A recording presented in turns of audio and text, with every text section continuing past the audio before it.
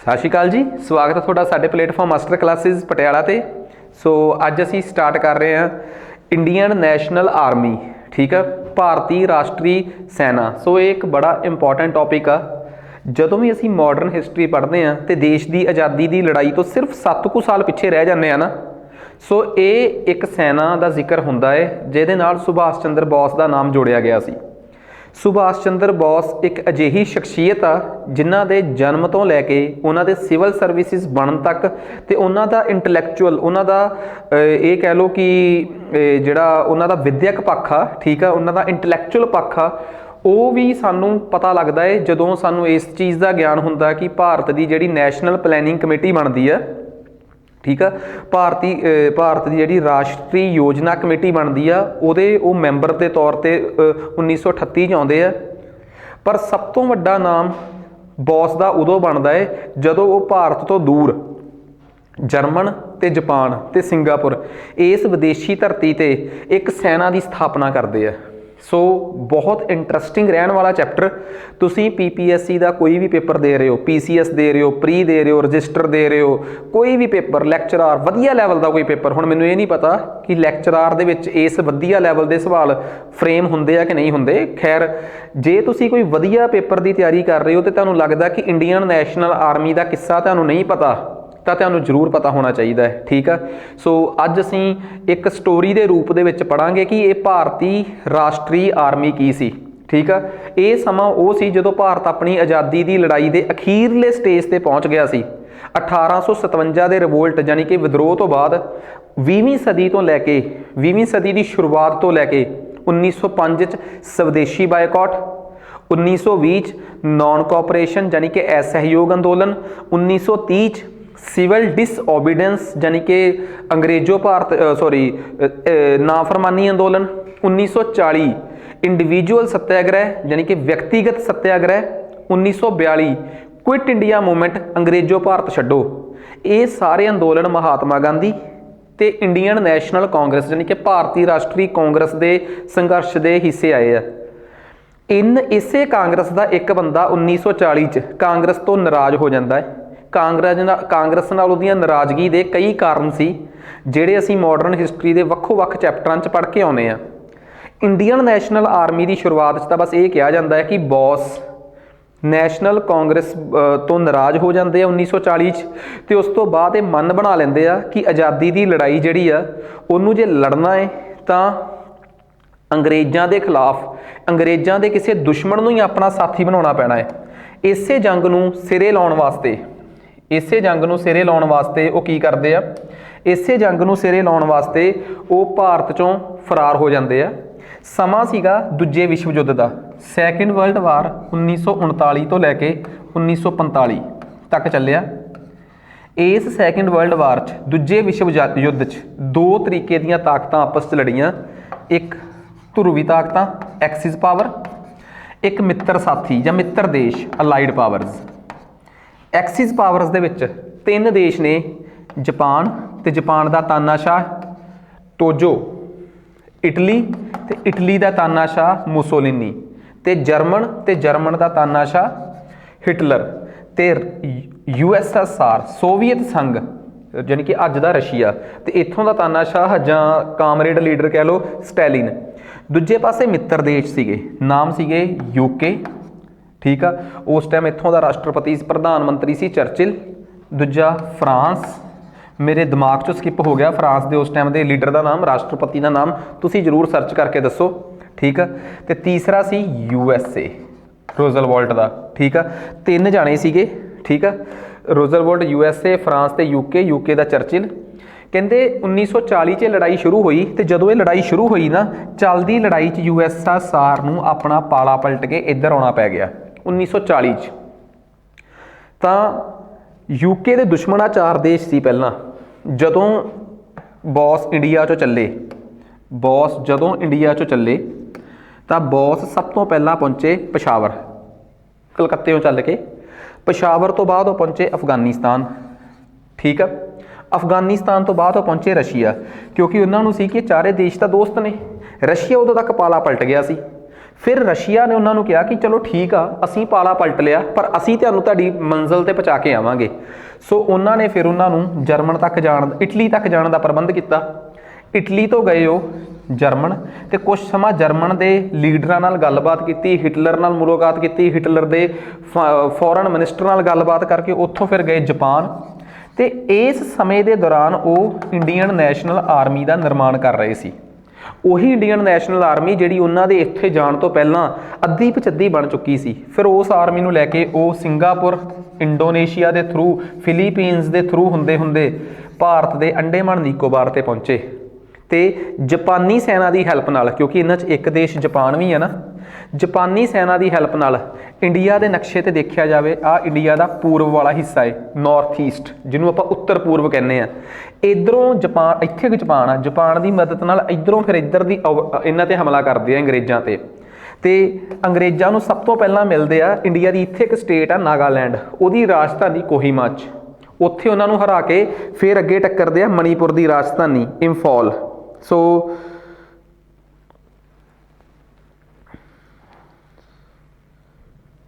ਇਹ ਚੀਜ਼ ਆਪਾਂ ਨੂੰ ਚੰਗੀ ਤਰ੍ਹਾਂ ਕਲੀਅਰ ਹੋ ਗਈ, ਠੀਕ ਆ। ਸੋ ਉਮੀਦ ਕਰਦਾ ਕਿ ਆ ਪੂਰੀ ਦਾ ਪੂਰਾ ਸੀਕੁਐਂਸ ਜਿਹੜਾ ਹੈ ਨਾ ਜੀ, ਇਹ ਚੰਗੀ ਤਰ੍ਹਾਂ ਤੁਹਾਨੂੰ ਸਾਰਾ ਸਮਝ ਆ ਗਿਆ ਹੋਊਗਾ। ਸੋ ਸਭ ਤੋਂ ਮੇਨ ਕਹਾਣੀ ਇਹ ਆ ਕਿ ਜੋ ਅਸੀਂ ਆ ਪੈਟਰਨ ਪੜ੍ਹਿਆ, ਠੀਕ ਆ, ਜਿਹੜਾ ਵੀ ਸਾਡਾ ਇਹ ਪੈਟਰਨ ਸੀਗਾ, ਅੱਜ ਅਸੀਂ ਇਸ ਪੈਟਰਨ ਨੂੰ ਪੂਰੇ ਤਰੀਕੇ ਨਾਲ ਕਵਰ ਕਰਾਂਗੇ, ਠੀਕ ਹੈ। ਸੋ ਲੈਟਸ ਸਟਾਰਟ, ਕੱਲੀ ਕੱਲੀ ਚੀਜ਼ ਨੂੰ ਕਵਰ ਕਰਦੇ ਚੱਲਦੇ ਹਾਂ। ਕਹਿੰਦੇ ਕਿ ਤੁਹਾਨੂੰ ਤਾਂ ਸਭ ਤੋਂ ਪਹਿਲਾਂ ਇਹ ਸਮਝ ਆਉਣੀ ਚਾਹੀਦੀ ਹੈ ਕਿ ਇੰਡੀਅਨ ਨੈਸ਼ਨਲ ਆਰਮੀ ਬਣੀ ਕਦੋਂ। ਇੰਡੀਅਨ ਨੈਸ਼ਨਲ ਆਰਮੀ ਦੇ ਬਣਨ ਦੀ ਨੀਂਹ ਉਦੋਂ ਹੀ ਪੈ ਗਈ ਸੀ, ਅਜੇ ਬੌਸ ਰਾਹ 'ਚ ਹੀ ਸੀ। ਇਹਦਾ ਮਤਲਬ ਬੌਸ ਨੇ ਰਾਹ 'ਚ ਹੀ ਫੋਨ ਕਰਕੇ ਕਹਿਤਾ ਕਿ ਆਰਮੀ ਬਣਾ ਦਿਓ, ਨਹੀਂ। ਆਰਮੀ ਸ਼ੁਰੂ 'ਚ ਮੋਹਨ ਸਿੰਘ ਹੋਣਾ ਦੇ ਬਣਾਈ ਆ। ਇਸ ਆਰਮੀ ਨੂੰ ਬਾਅਦ 'ਚ ਸੰਭਾਲਦੇ ਆ ਰਾਸ ਬਿਹਾਰੀ ਬੋਸ, ਤੇ ਐਂਡ 'ਚ ਇਹਦਾ ਕੰਟਰੋਲ ਮਿਲਦਾ ਹੈ ਸੁਭਾਸ਼ ਚੰਦਰ ਬੋਸ ਨੂੰ। ਫਿਰ ਇਹ ਆਰਮੀ ਇੰਡੀਆ 'ਚ ਆਉਂਦੀ ਆ, ਤੇ ਕਈ ਲੋਕ ਇਹ ਕਹਿ ਦਿੰਦੇ ਆ ਕਿ ਭਾਰਤ ਦੀ ਆਜ਼ਾਦੀ ਦੀ ਲੜਾਈ 'ਚ ਇਸ ਆਰਮੀ ਦਾ ਕੋਈ ਯੋਗਦਾਨ ਨਹੀਂ। ਭਾਰਤ ਦੀ ਆਜ਼ਾਦੀ ਦੀ ਲੜਾਈ 'ਚ ਇਸ ਆਰਮੀ ਦਾ ਬਹੁਤ ਵੱਡਾ ਯੋਗਦਾਨ ਆ, ਤੇ ਪੰਜਾਬ ਦੇ ਪੇਪਰਾਂ 'ਚ ਵੀ ਬਹੁਤ ਵੱਡਾ ਯੋਗਦਾਨ ਆ। ਮੈਂ ਦੱਸੂਗਾ ਕਿ ਪੇਪਰਾਂ 'ਚ ਕਿਵੇਂ ਕਿਵੇਂ ਦੇ ਸਵਾਲ ਪੁਰਾਣੇ ਪੇਪਰਾਂ 'ਚ ਆਏ ਹੋਏ ਆ। ਆਜੋ। ਕਹਿੰਦੇ ਜਦੋਂ ਦੂਜੀ ਵਿਸ਼ਵ ਯੁੱਧ ਜਿਹੜੀ ਆ ਸ਼ੁਰੂ ਹੋਈ ਸੀ, ਉਹਨਾਂ ਸਮਿਆਂ 'ਚ ਜਾਪਾਨ ਨੇ ਸਾਊਥ ਈਸਟ ਏਸ਼ੀਆ, ਮਤਲਬ ਕਿ ਦੱਖਣ ਪੂਰਬੀ ਏਸ਼ੀਆ ਤੇ ਹਮਲਾ ਕੀਤਾ। ਇਹ ਦੱਖਣ ਪੂਰਬੀ ਏਸ਼ੀਆ ਦੁਨੀਆ ਦੇ ਨਕਸ਼ੇ 'ਚ ਕਿੱਥੇ ਆ?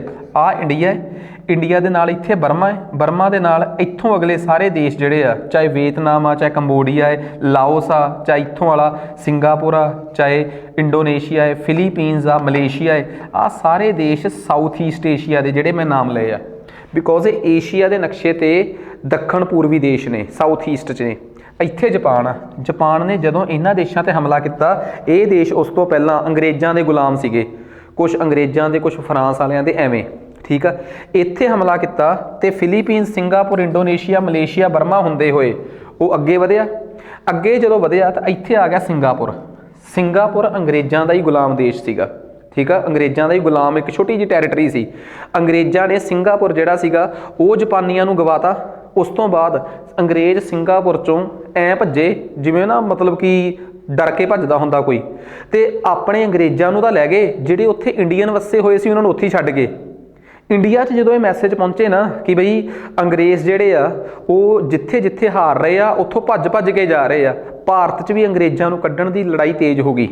ਹੁਣ ਤੁਸੀਂ ਪੁੱਛੋਗੇ ਕਿ ਜਾਪਾਨੀਆਂ ਨੇ ਸਿੰਗਾਪੁਰ 'ਚ ਐਵੇਂ ਹੀ ਕਬਜ਼ਾ ਕਰ ਲਿਆ? ਨਹੀਂ, ਇੰਡੀਅਨ ਨੈਸ਼ਨਲ ਆਰਮੀ ਦੀ ਮਦਦ ਨਾਲ ਕਬਜ਼ਾ ਕੀਤਾ ਹੈ। ਇਹ ਚੀਜ਼ ਸਭ ਤੋਂ ਵੱਧ ਇੰਪੋਰਟੈਂਟ ਆ। ਇਹ ਆਜ਼ਾਦ ਹਿੰਦ ਫੌਜ ਤੇ ਇਹ ਆਜ਼ਾਦ ਹਿੰਦ ਫੌਜ ਦੇ ਨਾਇਕ ਸੁਭਾਸ਼ ਚੰਦਰ ਬੋਸ ਨੇ। ਸਾਨੂੰ ਇਹਨਾਂ ਬਾਰੇ ਬਹੁਤ ਕੁਝ ਕਲੀਅਰ ਹੋਊਗਾ ਅੱਗੇ ਜਾ ਕੇ। ਅਸਲ 'ਚ ਫੌਜ ਬਣੀ ਕਿੰਨਾ ਤੋਂ ਸੀ? ਦੇਖੋ, ਬ੍ਰਿਟੇਨ ਵਾਲਿਆਂ ਨੇ, ਬ੍ਰਿਟਿਸ਼ ਵਾਲਿਆਂ ਨੂੰ ਜਦੋਂ ਪਤਾ ਲੱਗਿਆ ਕਿ ਦੁਸ਼ਮਣ ਯਾਨੀ ਕਿ ਜਾਪਾਨ ਸਾਊਥ ਈਸਟ ਏਸ਼ੀਆ 'ਚ ਪਹੁੰਚ ਗਿਆ ਹੈ, ਤਾਂ ਬ੍ਰਿਟੇਨ ਵਾਲਿਆਂ ਨੇ ਕੀ ਕੀਤਾ, ਇੰਡੀਆ ਦੇ ਬਹੁਤ ਸਾਰੇ ਫੌਜੀ ਜਿਹੜੇ ਆ ਉਹਨਾਂ ਨੂੰ ਸਿੰਗਾਪੁਰ 'ਚ ਜਾਂ ਹੋਰ ਮੋਰਚਿਆਂ ਤੇ ਲੜਨ ਲਈ ਭੇਜਤਾ। ਉੱਥੇ ਕੀ ਹੋਇਆ, ਉੱਥੇ ਇਹ ਫੌਜਾਂ ਜਾਪਾਨ ਤੋਂ ਹਾਰਨ ਲੱਗ ਪਈਆਂ। ਭਾਰਤ ਦੇ ਬਹੁਤ ਸਾਰੇ ਫੌਜੀ ਜਿਹੜੇ ਅੰਗਰੇਜ਼ਾਂ ਦੀ ਸੈਨਾ 'ਚ ਸੀ, ਇਹਨਾਂ ਨੂੰ ਉੱਥੇ ਪ੍ਰਿਜ਼ਨਰ ਆਫ ਵਾਰ ਯਾਨੀ ਕਿ ਜੰਗ ਦੇ ਕੈਦੀ ਬਣਾ ਲਿਆ। ਉਹਨਾਂ ਜੰਗ ਦੇ ਕੈਦੀਆਂ ਨੂੰ ਜਾਪਾਨੀਆਂ ਨੂੰ ਰੋਜ਼ ਰੋਟੀ ਦੇਣੀ ਪੈਂਦੀ ਸੀ, ਵਿਹਲੇ ਸੀ, ਉੱਥੇ ਜੇਲ੍ਹਾਂ 'ਚ ਬੰਦ ਕਰਕੇ ਰੱਖ ਲਏ, ਖੁੱਲੀਆਂ ਜੇਲ੍ਹਾਂ 'ਚ। ਪਰ ਪ੍ਰੋਬਲਮ ਕੀ ਹੋ ਗਈ ਹੁਣ? ਉਹ ਜਾਪਾਨ ਉਹਨਾਂ ਫੌਜੀਆਂ ਨੂੰ ਵਰਤਣਾ ਚਾਹੁੰਦਾ ਸੀ ਅੰਗਰੇਜ਼ਾਂ ਦੇ ਖਿਲਾਫ ਹੀ। ਸੋ ਉਹਨਾਂ ਦੇ ਵਿੱਚੋਂ ਹੀ ਇੱਕ ਬੰਦਾ ਸੀਗਾ, ਨਾਮ ਸੀਗਾ ਕੈਪਟਨ ਮੋਹਨ ਸਿੰਘ। ਠੀਕ ਆ, ਕੈਪਟਨ ਮੋਹਨ ਸਿੰਘ ਜਿਹੜਾ ਸੀਗਾ ਬੇਸਿਕਲੀ ਉਹਨੂੰ ਇਹ ਜ਼ਿੰਮੇਵਾਰੀ ਦਿੱਤੀ ਗਈ ਕਿ ਤੂੰ ਇਹਨਾਂ ਸਾਰੇ ਫੌਜੀਆਂ ਨੂੰ ਕਨਵਿੰਸ ਕਰ ਕਿ ਜਿਹੜੀ ਅੰਗਰੇਜ਼ਾਂ ਦੀ ਸੈਨਾ 'ਚ ਤੁਸੀਂ ਸੀਗੇ ਉਹਨਾਂ ਨੇ ਤਾਂ ਤੁਹਾਨੂੰ ਮਰਨ ਲਈ ਛੱਡਤਾ ਤੇ ਤੁਹਾਡਾ ਦੇਸ਼ ਵੀ ਉਹਨਾਂ ਦਾ ਗੁਲਾਮ ਆ, ਕਿਉਂ ਨਾ ਉਹਨਾਂ ਦੇ ਖਿਲਾਫ ਇੱਕ ਹਮਲਾ ਕਰੀਏ। ਸੋ ਮੋਹਨ ਸਿੰਘ ਦੇ ਕਹਿਣ ਤੇ ਇੰਡੀਅਨ ਨੈਸ਼ਨਲ ਆਰਮੀ ਦੀ ਸ਼ੁਰੂਆਤ ਹੋਈ। ਬਹੁਤ ਸਾਰੇ ਲੋਕਾਂ ਨੇ ਇੰਡੀਅਨ ਨੈਸ਼ਨਲ ਆਰਮੀ 'ਚ ਭਰਤੀ ਦੀ ਇੰਟਰਸਟ ਸ਼ੋ ਕੀਤਾ। ਕਹਿੰਦੇ 1942 ਤੱਕ ਜਾਂਦੇ ਜਾਂਦੇ 16,300 ਬੰਦਿਆਂ ਨੇ ਇਹ ਜੁਆਇਨ ਕਰ ਲਈ ਸੀ ਤੇ ਇਹਨੂੰ ਲੀਡ ਕਰ ਰਹੇ ਸੀ ਮੋਹਨ ਸਿੰਘ। ਤੇ ਮੋਹਨ ਸਿੰਘ ਜਿਹੜੇ ਸੀ ਉਹਨਾਂ ਦੀ ਕਿਤੇ ਨਾ ਕਿਤੇ ਵਿਵਾਦ ਹੋ ਗਿਆ ਜਾਪਾਨੀਆਂ ਦੇ ਅਫਸਰਾਂ ਨਾਲ। ਵਜ੍ਹਾ ਕੀ ਸੀ? Mohan Singh Indian national Army ਦੇ ਜਿਹੜੇ ਪ੍ਰਿਜ਼ਨਰ ਆਫ ਵਾਰ ਸੀ ਜਾਂ ਫੌਜੀ ਸੀ, ਉਹਨਾਂ ਨੂੰ ਲੜਾਈ 'ਚ ਕਿਸੇ ਹੋਰ ਮੋਰਚੇ 'ਚ ਜੁੜਨਾ ਚਾਹੁੰਦਾ ਸੀ ਜਾਂ ਕਿਸੇ ਹੋਰ ਤਰੀਕੇ ਨਾਲ ਇੰਡੀਆ ਲੈ ਕੇ ਜਾਣਾ ਚਾਹੁੰਦਾ ਸੀ। ਜਾਪਾਨੀਆਂ ਦੀ ਮਕਸਦ ਸੀ, ਜਾਪਾਨੀਆਂ ਦੀ ਇੰਟੈਂਸ਼ਨ ਸੀ, ਜਾਪਾਨੀਆਂ ਦੀ ਸੋਚ ਸੀ ਕਿ ਇੰਡੀਅਨ ਨੈਸ਼ਨਲ ਆਰਮੀ ਨੂੰ ਪਹਿਲਾਂ ਆਪਣੇ ਫਾਇਦੇ ਵਾਸਤੇ ਵਰਤਿਆ ਜਾਵੇ, ਜਿੱਥੇ ਜਿੱਥੇ ਸਾਨੂੰ ਵੱਧ ਲੋੜ ਲੱਗਦੀ ਹੈ। ਕੈਪਟਨ ਮੋਹਨ ਸਿੰਘ ਨਾਲ ਵਿਵਾਦ ਇੰਨਾ ਵੱਧ ਗਿਆ ਕਿ ਉਹਨਾਂ ਨੂੰ ਚੱਕ ਕੇ ਜੇਲ੍ਹ 'ਚ ਪਾ ਲਿਆ। ਠੀਕ ਆ, ਇਸੇ ਦੌਰਾਨ ਹੁਣ ਇਹ ਨਹੀਂ ਸੀ ਸਮਝ ਆ ਰਹੀ ਕਿ ਉਹਨਾਂ ਪ੍ਰਿਜ਼ਨਰ ਆਫ ਵਾਰਸ ਨੂੰ ਕਿਹੜਾ ਭਾਰਤੀ ਹੈ ਜਿਹੜਾ ਗਾਈਡ ਕਰੂਗਾ। ਇਹਨਾਂ ਸਮਿਆਂ 'ਚ ਹੀ ਕੀ ਹੋਇਆ, ਬੈਂਕਾਕ ਦੇ ਵਿੱਚ, ਪਹਿਲਾਂ ਟੋਕੀਓ, ਜਾਪਾਨ ਦੇ ਸ਼ਹਿਰ ਟੋਕੀਓ 'ਚ ਇੱਕ ਕਾਨਫਰੰਸ ਹੋਈ, ਉਹਨੂੰ ਕਹਿੰਦੇ ਆ ਟੋਕੀਓ ਕਾਨਫਰੰਸ। ਉੱਥੇ ਇੱਕ ਲੀਗ ਬਣੀ, Indian independence league, most important. ਕਹਿੰਦੇ ਪਹਿਲੀ ਲੀਗ, ਉਸ ਲੀਗ ਤੇ ਗਏ ਇੱਕ ਬਹੁਤ ਇੰਪੋਰਟੈਂਟ ਸ਼ਖਸ, ਰਾਸ ਬਿਹਾਰੀ ਬੋਸ, ਨਾਮ ਬੜਾ ਇੰਪੋਰਟੈਂਟ ਆ। ਉਹ ਸ਼ਖਸ ਸੀਗਾ ਜਿਹੜਾ 1910-11 ਤੋਂ ਭਾਰਤ 'ਚ ਕ੍ਰਾਂਤੀਕਾਰੀ ਗਤੀਵਿਧੀਆਂ 'ਚ ਐਕਟੀਵੇਟਡ ਸੀ। ਭਾਰਤ 'ਚ 1911 'ਚ ਉਸ ਟਾਈਮ ਦੇ ਗਵਰਨਰ ਜਨਰਲ ਲਾਰਡ ਹੈਡਿੰਗੇ ਤੇ ਬੰਬ ਸੁੱਟਿਆ, ਇਹਨਾਂ ਦਾ ਨਾਮ ਬੋਲਿਆ। ਉਸ ਤੋਂ ਬਾਅਦ ਗਦਰੀ ਬਾਬੇ ਪੰਜਾਬ 'ਚ ਆਏ, ਉਹਨਾਂ ਨੂੰ ਹਥਿਆਰ ਚਾਹੀਦੇ ਸੀ, ਇਸ ਬੰਦੇ ਨੇ ਸਪਲਾਈ ਕਰੇ। ਜਦੋਂ ਅੰਗਰੇਜ਼ ਇਹਦੇ ਮਗਰ ਹੱਥ ਧੋ ਕੇ ਬਹਿ ਗਏ, ਇਹ ਇੰਡੀਆ ਛੱਡ ਕੇ ਬਾਹਰ ਭੱਜ ਗਿਆ। ਬੜੇ ਲੰਮੇ ਸਮੇਂ ਤੋਂ ਇਹ ਜਰਮਨ ਤੇ ਜਾਪਾਨ 'ਚ ਰਹਿ ਰਿਹਾ ਸੀਗਾ। ਉੱਥੇ ਇਹ ਅੰਗਰੇਜ਼ਾਂ ਦੇ ਖਿਲਾਫ ਕਈ ਸਾਜ਼ਿਸ਼ਾਂ ਕਰਦਾ ਰਿਹਾ। ਹੁਣ ਇਹ ਵੀ ਬੜੀ ਵੱਡੀ ਸਾਜ਼ਿਸ਼ ਕਰ ਰਿਹਾ ਹੈ। ਰਾਸ ਬਿਹਾਰੀ ਬੋਸ ਜਿਹੜੇ ਸੀ, ਉਹਨਾਂ ਨੇ ਇੰਡੀਅਨ ਇੰਡੀਪੈਂਡੈਂਸ ਲੀਗ ਦਾ ਨਿਰਮਾਣ ਕੀਤਾ ਤਾਂ ਕਿ ਬਾਹਰ ਭਾਰਤ ਦੀ ਸਰਜ਼ਮੀਨ ਤੋਂ ਬਾਹਰ ਜਿਹੜੇ ਭਾਰਤੀ ਫੌਜੀ ਅੰਗਰੇਜ਼ਾਂ ਦੀ ਸੈਨਾ 'ਚ ਲੜਨ ਆਏ ਸੀ ਤੇ ਉਹ ਦੂਜੇ ਦੇਸ਼ਾਂ ਦੁਆਰਾ ਕੈਦੀ ਕਰ ਲਏ ਗਏ ਆ, ਉਹਨਾਂ ਨੂੰ ਕਨਵਿੰਸ ਕਰਕੇ ਅੰਗਰੇਜ਼ਾਂ ਦੇ ਖਿਲਾਫ ਲੜਾਉਣਾ।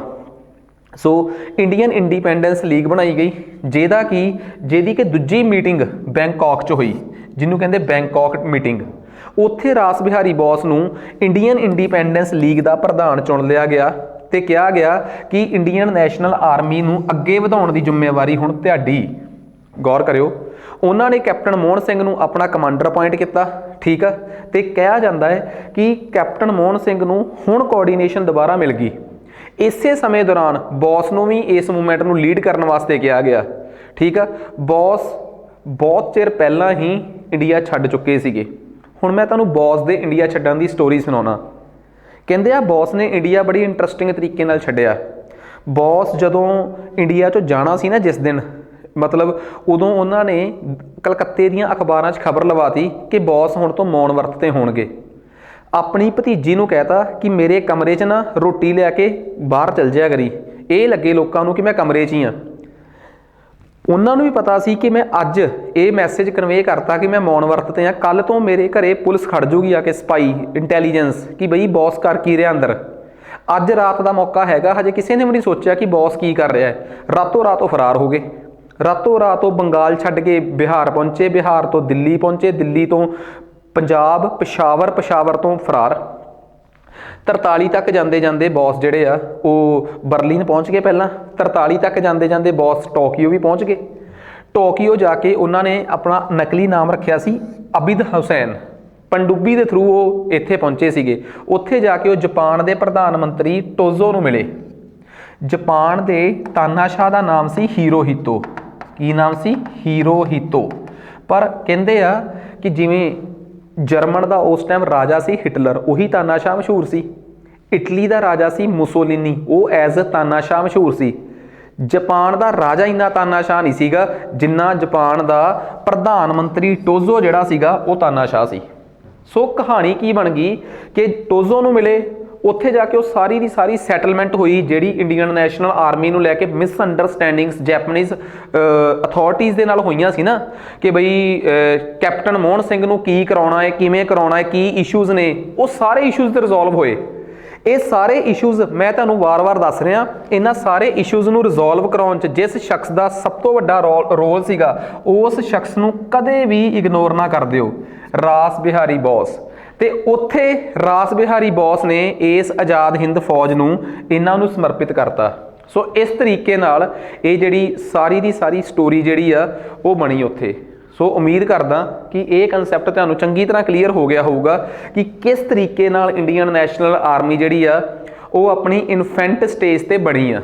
ਇੰਡੀਅਨ ਨੈਸ਼ਨਲ ਆਰਮੀ ਆਪਣੀ ਇਨਫੈਂਟ ਸਟੇਜ ਤੇ ਜਦੋਂ ਬਣਦੀ ਆ ਨਾ, ਤਾਂ ਬੌਸ ਕਿਸ ਤਰੀਕੇ ਨਾਲ ਸਾਰਿਆਂ ਦੀ ਮਦਦ ਲੈਂਦੇ ਆ, ਕਿਵੇਂ ਕੈਪਟਨ ਮੋਹਨ ਸਿੰਘ ਦਾ ਰੋਲ ਆਉਂਦਾ ਹੈ, ਕਿਵੇਂ ਸਾਰਾ ਕੁਝ ਸਟੈਪ ਬਾਏ ਸਟੈਪ ਹੁੰਦਾ ਹੈ, ਇਹ ਸਾਰਾ ਕੁਝ ਕਲੀਅਰ ਕਰਤਾ।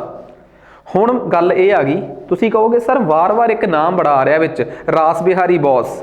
ਇਹ ਇੱਕ ਬੰਗਾਲੀ ਕ੍ਰਾਂਤੀਕਾਰੀ ਸੀਗਾ, ਇਹ ਇੱਕ ਬੈਂਗਲੀ ਰੈਵੋਲੂਸ਼ਨਰੀ ਸੀਗੇ, ਜਿਨ੍ਹਾਂ ਦਾ ਸਭ ਤੋਂ ਪਹਿਲੀ ਵਾਰੀ ਲੋਕਾਂ ਨੇ ਨਾਮ ਸੁਣਿਆ ਦਿੱਲੀ ਲਾਹੌਰ ਕਨਸਪੀਰੇਸੀ ਕੇਸ। ਅਤੇ ਤੁਹਾਨੂੰ ਛੋਟੇ-ਮੋਟੇ ਪੇਪਰਾਂ 'ਚ, ਵਧੀਆ ਪੇਪਰਾਂ 'ਚ ਵੀ, ਛੋਟੇ-ਮੋਟੇ ਪੇਪਰਾਂ 'ਚ ਜਾਂ ਵਧੀਆ ਪੇਪਰਾਂ 'ਚ ਇਹ ਵੀ ਪੁੱਛਿਆ ਜਾ ਸਕਦਾ ਹੈ ਕਿ what is Delhi Lahore conspiracy case.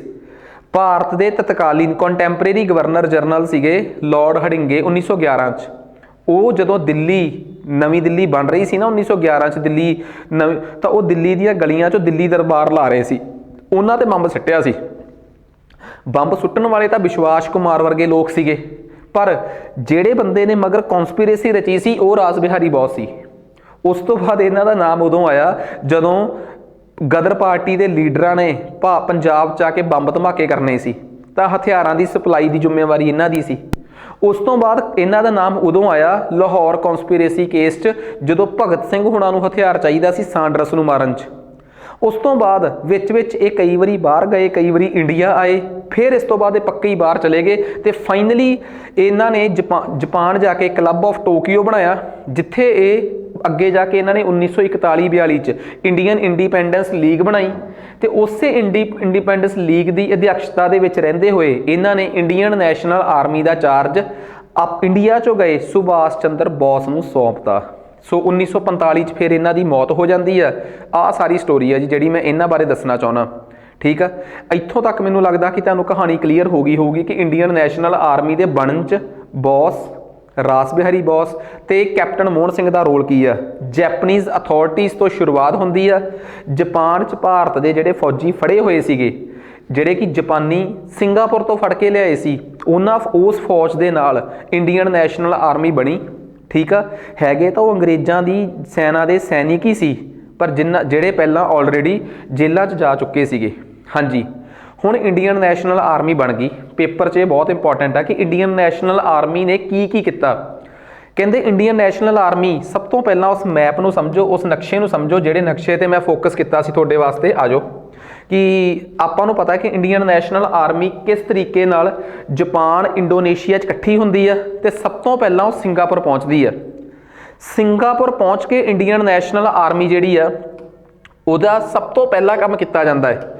Boss ਇਹ ਚਾਹੁੰਦੇ ਸੀ ਕਿ ਜੇ ਇੰਡੀਅਨ ਨੈਸ਼ਨਲ ਆਰਮੀ ਕੰਮ ਕਰ ਰਹੀ ਹੈ ਨਾ, ਤਾਂ ਕੋਈ ਸਰਕਾਰ ਦਾ ਢਾਂਚਾ ਹੋਣਾ ਚਾਹੀਦਾ ਹੈ। ਯਾਰ ਇੱਕ ਬੰਦਾ 1920 'ਚ ਇੰਡੀਅਨ ਸਿਵਲ ਸਰਵਿਸਿਜ਼ ਦਾ ਪੇਪਰ ਕਲੀਅਰ ਕਰਕੇ ਚੌਥੇ ਰੈਂਕ ਤੇ ਆਇਆ ਹੋਵੇ, ਤੁਹਾਨੂੰ ਕੀ ਲੱਗਦਾ ਕਿ ਉਹ ਇਕੱਲਾ ਫੌਜੀ ਹੋਊਗਾ?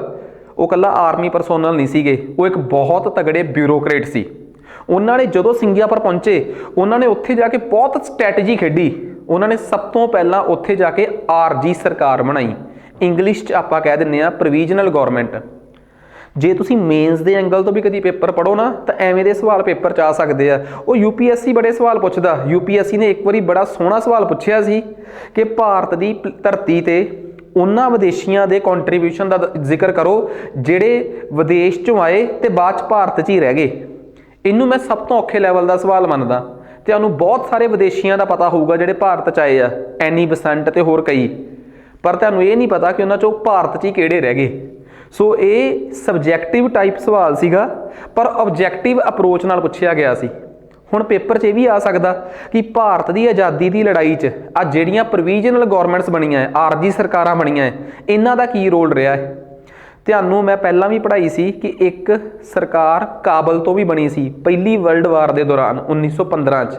ਤੇ ਅੱਜ ਮੈਂ ਇੱਕ ਗੱਲ ਹੋਰ ਪੜ੍ਹਾ ਰਿਹਾ, ਬੋਸ ਹੁਣਾਂ ਨੇ ਵੀ, ਇਹ ਬਹੁਤ ਇੰਪੋਰਟੈਂਟ ਗੱਲ ਆ, ਬੋਸ ਮਹਾਤਮਾ ਗਾਂਧੀ ਦੀ ਕਿੰਨੀ ਇੱਜ਼ਤ ਕਰਦੇ ਸੀ ਉਹ ਵੀ ਸੁਣਿਓ, ਤੇ ਭਾਰਤ 'ਚ ਬਣੀ ਆਰਜੀ ਸਰਕਾਰ ਦਾ ਵੀ ਜ਼ਿਕਰ ਸੁਣੋ। ਕਹਿੰਦੇ ਆ ਬੋਸ ਨੇ ਸਿੰਗਾਪੁਰ ਤੋਂ ਭਾਰਤ 'ਚ ਇੱਕ ਆਰਮੀ ਤਿਆਰ ਕੀਤੀ, ਪੂਰੀ ਬ੍ਰਿਗੇਡ ਤਿਆਰ ਕੀਤੀ, ਜਿਹਦੇ 'ਚ ਇਹਨਾਂ ਨੇ ਕੀ ਕੀਤਾ, 4 ਕੇ 5 ਬ੍ਰਿਗੇਡਸ ਬਣਾਈਆਂ। ਇੱਕ ਬ੍ਰਿਗੇਡ ਦਾ ਨਾਮ ਰੱਖਿਆ ਮਹਾਤਮਾ ਗਾਂਧੀ ਦੇ ਨਾਂ ਤੇ, ਇੱਕ ਆਪਣੇ ਨਾਮ ਤੇ, ਇੱਕ ਨਹਿਰੂ ਦੇ ਨਾਮ ਤੇ, ਤੇ ਉਸ ਤੋਂ ਬਾਅਦ ਇੱਕ ਬ੍ਰਿਗੇਡ ਸੀਗੀ ਸੁਭਾਸ਼ ਬ੍ਰਿਗੇਡ, ਤੇ ਇੱਕ ਰਾਣੀ ਝਾਂਸੀ। ਇੰਪੋਰਟੈਂਟ ਗੱਲ, ਇੰਡੀਅਨ ਨੈਸ਼ਨਲ ਆਰਮੀ 'ਚ ਕਈ ਵਾਰੀ ਪੇਪਰ 'ਚ ਪੁੱਛਿਆ ਜਾ ਸਕਦਾ ਔਰਤਾਂ ਦਾ ਕੋਈ ਰੋਲ ਸੀਗਾ? ਝਾਂਸੀ ਦੀ ਬ੍ਰਿਗੇਡ 'ਚ ਸਾਰੀਆਂ ਹੀ ਔਰਤਾਂ ਸੀ। ਇਸ ਤੋਂ ਵੱਡੀ ਗੱਲ ਕੀ ਹੋ ਸਕਦੀ ਹੈ? ਠੀਕ ਆ। ਸੋ ਬਹੁਤ ਸਾਰੇ ਲੋਕ ਸੀਗੇ ਉਹਦੇ 'ਚ। ਉੱਥੇ ਹੀ ਉਹਨਾਂ ਨੇ ਦਿੱਲੀ 'ਚ ਜੈ ਹਿੰਦ ਦਿੱਲੀ ਚਲੋ ਦੇ ਨਾਅਰੇ ਦਿੱਤੇ। ਉੱਥੇ ਹੀ ਸੁਭਾਸ਼ ਚੰਦਰ ਬੋਸ ਦਾ ਸਭ ਤੋਂ ਫੇਮਸ ਨਾਅਰਾ ਮਸ਼ਹੂਰ ਹੋਇਆ ਸੀਗਾ ਕਿ ਤੁਮ ਮੁਝੇ ਖੂਨ ਦੋ ਮੈਂ ਤੁਮੇ ਆਜ਼ਾਦੀ ਦੂੰਗਾ। ਸੋ ਕਹਿੰਦੇ ਆ ਕਿ ਇੰਡੀਅਨ ਨੈਸ਼ਨਲ ਆਰਮੀ ਦੀ ਜਿਹੜੀ ਸਭ ਤੋਂ ਵੱਡੀ ਕੰਟਰੀਬਿਊਸ਼ਨ ਸੀ, ਜਦੋਂ ਇਹਨਾਂ ਨੇ ਸਿੰਗਾਪੁਰ ਕਬਜ਼ੇ 'ਚ ਕਰਿਆ ਨਾ, ਅੰਗਰੇਜ਼ਾਂ ਨੂੰ ਸਿੰਗਾਪੁਰ ਦੀ ਧਰਤੀ ਤੋਂ ਖਦੇੜਤਾ, ਉੱਥੇ PPSC ਆ ਸਵਾਲ ਪੁੱਛ ਚੁੱਕੀ ਆ ਕਿ 1943 ਦੀ 21 ਅਕਤੂਬਰ ਨੂੰ ਜਦੋਂ ਬੋਸ ਜੈਪਨੀਜ਼ ਆਰਮੀ ਦੀ ਮਦਦ ਨਾਲ ਸਿੰਗਾਪੁਰ ਪਹੁੰਚਦੇ ਆ ਤਾਂ ਪ੍ਰੋਵੀਜ਼ਨਲ ਸਰਕਾਰ ਉੱਥੇ ਬਣਦੀ ਆ। ਮੋਸਟ ਇੰਪੋਰਟੈਂਟ, ਆਜ਼ਾਦ ਭਾਰਤ ਦੀ ਆਰਜੀ ਸਰਕਾਰ, ਜਿਹਨੂੰ ਅਸੀਂ ਪੰਜਾਬੀ 'ਚ ਕਹਿ ਸਕਦੇ ਹਾਂ ਤੇ ਇੰਗਲਿਸ਼ 'ਚ ਕਹਿੰਦੇ ਆ provisional government for free India. ਇਸ ਦਾ ਨਿਰਮਾਣ ਕਿੱਥੇ ਕੀਤਾ ਗਿਆ ਸੀ ਬੋਸ ਦੁਆਰਾ 1943 'ਚ? 4 ਆਪਸ਼ਨਸ ਆਉਂਦੇ ਆ, ਜਰਮਨ, ਜਾਪਾਨ, ਸਿੰਗਾਪੁਰ ਕਿ ਅੰਡੇਮਾਨ ਨਿਕੋਬਾਰ। ਮਾੜੇ ਬੰਦੇ ਦਾ ਧਿਆਨ ਸਿੰਗਾਪੁਰ ਵੱਲ ਜਾਂਦਾ ਹੀ ਨਹੀਂ, ਕਿਉਂਕਿ ਉਹਨੂੰ ਲੱਗਦਾ ਯਾਰ ਬੋਸ ਜਾਂ ਜਰਮਨ ਗਏ ਆ ਜਾਂ ਜਾਪਾਨ ਗਏ ਆ, ਫਿਰ ਅੰਡੇਮਾਨ ਨਿਕੋਬਾਰ ਆ ਗਏ, ਸਿੰਗਾਪੁਰ 'ਤੇ ਅਸੀਂ ਗੌਰ ਨਹੀਂ ਕਰਦੇ। ਤੇ ਮੈਂ ਤੁਹਾਨੂੰ ਦੱਸਦਾ, ਇਸ ਸਰਕਾਰ 'ਚ ਬਕਾਇਦਾ ਮਿਨਿਸਟਰੀਜ਼ ਮਿਲੀਆਂ ਸੀਗੀਆਂ, ਜਿਹਨੂੰ ਆਪਾਂ ਕਹਿ ਦਿੰਦੇ ਮਹਿਕਮਾਬੰਦੀ, ਮਹਿਕਮੇ ਇੰਗਲਿਸ਼ ਉਹਦੇ ਵਾਸਤੇ ਸ਼ਬਦ ਵਰਤਿਆ ਜਾਂਦਾ portfolio. HC Chatterjee finance portfolio, MA Iyer broadcasting ਤੇ Lakshmi Swaminathan woman department. So basically ਇਸ ਸਰਕਾਰ ਨੇ ਐਲਾਨ ਕੀਤਾ ਕਿ ਹੁਣ ਅਸੀਂ ਇੱਥੋਂ ਭਾਰਤ 'ਤੇ ਹਮਲਾ ਕਰਾਂਗੇ। ਇੱਥੋਂ ਬਾਅਦ ਭਾਰਤ 'ਤੇ ਪਹਿਲਾ ਹਮਲਾ ਹੋਇਆ ਭਾਰਤ ਦੇ ਦਵੀਪ 'ਤੇ, ਭਾਰਤ ਦੇ ਆਈਲੈਂਡ 'ਤੇ। ਅੰਡੇਮਾਨ ਨਿਕੋਬਾਰ ਆਈਲੈਂਡ ਨੂੰ ਨਿਸ਼ਾਨਾ ਬਣਾਇਆ ਗਿਆ ਤੇ 6 ਨਵੰਬਰ 1943 ਨੂੰ ਅੰਡੇਮਾਨ ਤੇ ਨਿਕੋਬਾਰ ਆਈਲੈਂਡ ਨੂੰ ਕੈਪਚਰ ਕਰਕੇ ਜੈਪਨੀਜ਼ ਸਾਥੀ ਸੈਨਾ ਦੀ ਮਦਦ ਨਾਲ ਉਹਦਾ ਨਾਮ ਰੱਖਿਆ ਸ਼ਹੀਦ ਤੇ ਸਵਰਾਜ। 2 ਨਾਮ ਰੱਖੇ, ਇੱਕ ਸ਼ਹੀਦ ਅੰਡੇਮਾਨ ਦਾ ਤੇ ਨਿਕੋਬਾਰ ਦਾ ਸਵਰਾਜ। ਹੁਣ ਤੁਸੀਂ ਇੱਦਾਂ ਕਰੋ, ਆਪਣੇ ਦਿਮਾਗ ਨੂੰ ਖੋਲੋ। ਪ੍ਰਧਾਨ ਮੰਤਰੀ ਪਿੱਛੇ ਜੇ ਅੰਡੇਮਾਨ ਨਿਕੋਬਾਰ ਗਏ ਸੀ, ਉਹਨਾਂ ਨੇ ਉੱਥੇ 3 ਆਈਲੈਂਡਸ ਦੇ ਨਾਮ ਬਦਲੇ ਆ। ਪੂਰੇ ਅੰਡੇਮਾਨ ਨਿਕੋਬਾਰ ਦਾ ਨਾਮ ਬਦਲ ਕੇ ਉਹਨਾਂ ਨੇ ਸਵਰਾਜ ਤੇ ਸ਼ਹੀਦ ਨਹੀਂ ਰੱਖਿਆ। ਉਹਨਾਂ ਨੇ ਬੋਸ ਦੀ ਇੰਡੀਅਨ ਨੈਸ਼ਨਲ ਆਰਮੀ ਦੀ ਕੰਟਰੀਬਿਊਸ਼ਨ ਨੂੰ ਧਿਆਨ 'ਚ ਰੱਖਦੇ ਹੋਏ ਉਹਨੂੰ ਐਪਰੀਸ਼ੀਏਟ ਕਰਨ ਵਾਸਤੇ ਉੱਥੇ 3 ਆਈਲੈਂਡਸ ਦੇ ਨਾਮ ਬਦਲੇ ਆ। ਉੱਥੋਂ ਦੇ 3 ਛੋਟੇ ਆਈਲੈਂਡਸ ਆ। ਇੱਕ ਆਈਲੈਂਡ ਦਾ ਨਾਮ ਬਦਲ ਕੇ ਰੱਖਿਆ ਸ਼ਹੀਦ, ਇੱਕ ਦਾ ਸਵਰਾਜ ਤੇ ਇੱਕ ਦਾ ਬੋਸ। ਤੁਸੀਂ ਬਸ ਇਹ ਦੱਸਣਾ ਕਿ ਅੰਡੇਮਾਨ ਨਿਕੋਬਾਰ ਦੇ ਕਿਹੜੇ ਆਈਲੈਂਡਸ ਦੇ ਨਾਮ ਬਦਲੇ ਗਏ ਆ, ਬਸ ਕਹਾਣੀ ਇੰਨੀ ਆ। ਕਹਿੰਦੇ ਇਸ ਸਮੇਂ ਤੱਕ ਜਾਂਦੇ ਹੋਏ ਹੁਣ ਬੌਸ ਜਿਹੜੇ ਸੀਗੇ ਉਹਨਾਂ ਨੂੰ ਇੱਕ ਕਲੀਅਰ ਕੱਟ ਪਤਾ ਲੱਗ ਗਿਆ ਕਿ ਭਾਰਤ 'ਚ ਆਜ਼ਾਦੀ ਦੀ ਲੜਾਈ ਕਾਂਗਰਸ ਲੜ ਰਹੀ ਆ। ਜੇ ਤੁਸੀਂ ਮੇਰੇ ਤੋਂ ਲਗਾਤਾਰ ਮਾਡਰਨ ਹਿਸਟਰੀ ਪੜ੍ਹ ਰਹੇ ਹੋ ਤਾਂ ਮੈਂ ਤੁਹਾਨੂੰ ਇੱਕ ਗੱਲ ਬੜੀ ਸਪਸ਼ਟ ਕਲੀਅਰ ਕੀਤੀ ਸੀ ਕਿ ਭਾਰਤ ਤੋਂ ਆਉਣ ਤੋਂ ਪਹਿਲਾਂ ਬੌਸ ਇੰਡੀਆ 'ਚ 2 ਜਗ੍ਹਾ 'ਤੇ ਕਾਂਗਰਸ ਦੀ ਪ੍ਰਧਾਨਗੀ ਕਰਕੇ ਆਏ ਸੀ, ਹਰੀਪੁਰਾ ਤੇ ਤ੍ਰਿਪੁਰੀ। ਇਹਨਾਂ ਦੋਵਾਂ ਜਗ੍ਹਾ 'ਤੇ ਕਾਂਗਰਸ ਦੀ ਪ੍ਰਧਾਨਗੀ ਜਦੋਂ ਬੌਸ ਦੇ ਹੱਥ 'ਚ ਆਈ ਸੀ 1938 ਤੇ 1939, 1938 ਤੇ 1939 'ਚ, ਤਾਂ ਉਹਨਾਂ ਦਾ ਸਭ ਤੋਂ ਵੱਡਾ ਅੰਦਰੂਨੀ ਪੱਧਰ 'ਤੇ ਵਿਰੋਧ, ਜਿਹਨੂੰ ਕਹਿੰਦੇ ਇੰਟਰਨਲ, ਜਿਸ ਬੰਦੇ ਨਾਲ ਸਭ ਤੋਂ ਵੱਡਾ ਵਿਵਾਦ ਸੀਗਾ ਬੌਸ ਦਾ, ਉਹ ਸੀ ਮਹਾਤਮਾ ਗਾਂਧੀ। ਮਹਾਤਮਾ ਗਾਂਧੀ ਦੀ ਬੌਸ ਇੰਨੀ ਇੱਜ਼ਤ ਕਰਦੇ ਸੀ ਕਿ ਤੁਸੀਂ ਆਪ ਹਿਸਾਬ ਲਾ ਲਓ ਕਿ ਬੌਸ ਨੇ ਉਹਨਾਂ ਦੇ ਨਾਮ ਦੀ ਬ੍ਰਿਗੇਡ ਬਣਾਈ ਸੀ। ਵਿਵਾਦ ਇੰਨਾ ਸੀ ਕਿ ਮਹਾਤਮਾ ਗਾਂਧੀ ਨਾਲ ਵਿਵਾਦ ਚੱਲਦੇ ਹੋਏ ਬੌਸ ਨੇ ਕਾਂਗਰਸ ਦੀ ਪ੍ਰਧਾਨਗੀ ਤੋਂ ਅਸਤੀਫਾ ਦੇ ਦਿੱਤਾ ਸੀ 1939 'ਚ ਤ੍ਰਿਪੁਰੀ ਸੈਸ਼ਨ 'ਚ।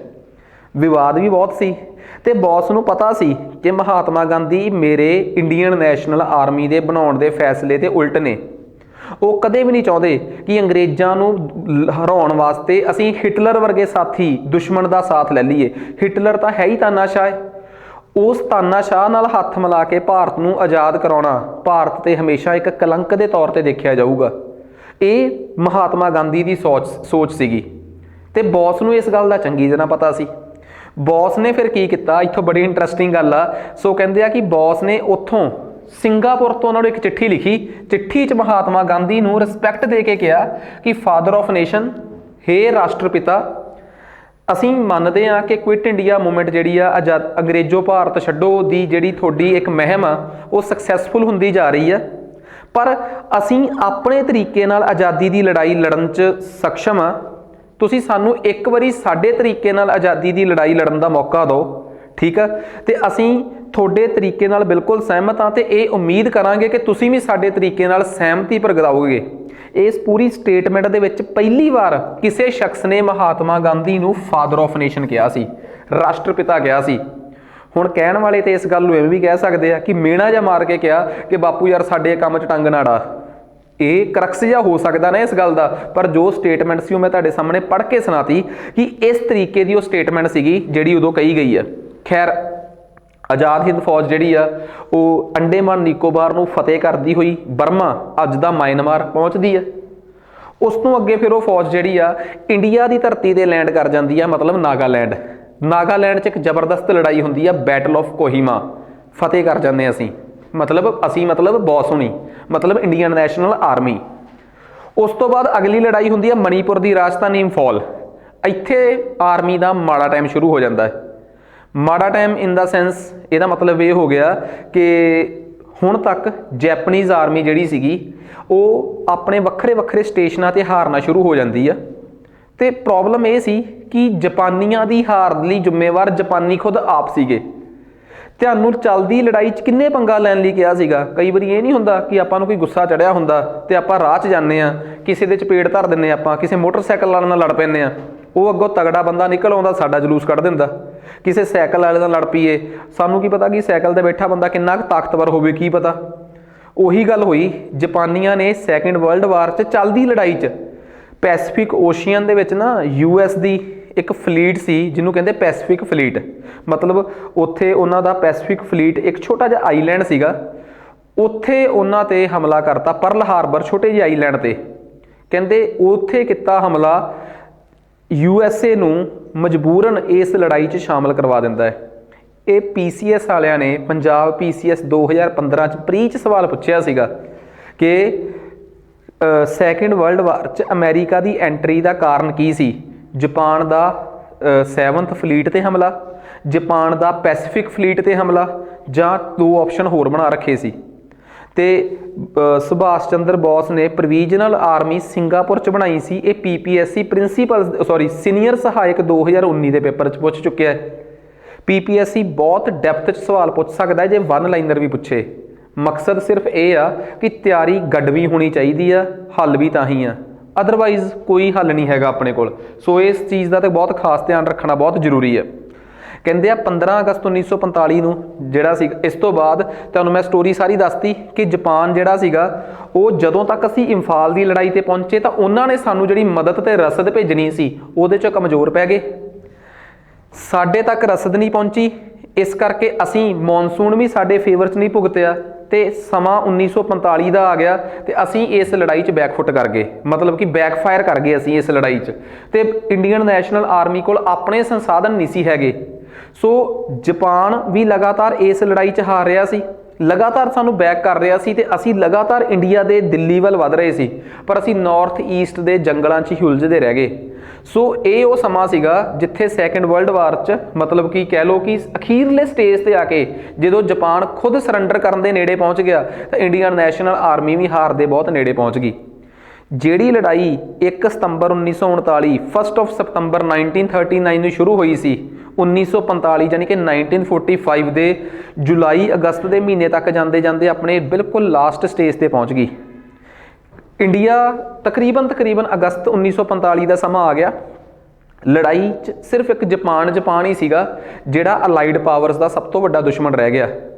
ਹਿਟਲਰ ਮਾਰਿਆ ਗਿਆ, ਮੁਸੋਲੀਨੀ ਮਾਰਿਆ ਗਿਆ, ਇਟਲੀ ਵੀ ਐਲੀਮੀਨੇਟ ਹੋ ਗਿਆ, ਜਰਮਨ ਵੀ ਐਲੀਮੀਨੇਟ ਹੋ ਗਿਆ। ਜਾਪਾਨ ਦਾ ਰਾਜਾ ਜਿਹੜਾ ਸੀਗਾ ਉਹ ਤਕਰੀਬਨ ਸਰੈਂਡਰ ਕਰਨ ਦੇ ਨੇੜੇ ਸੀ, ਹੀਰੋਹੀਤੋ, ਪਰ ਉਹਦਾ ਪ੍ਰਧਾਨ ਮੰਤਰੀ ਟੋਜ਼ੋ ਉਹਨੂੰ ਕਿਸੇ ਵੀ ਪਾਸੇ ਲੱਗਣ ਨਹੀਂ ਸੀ ਦੇ ਰਿਹਾ।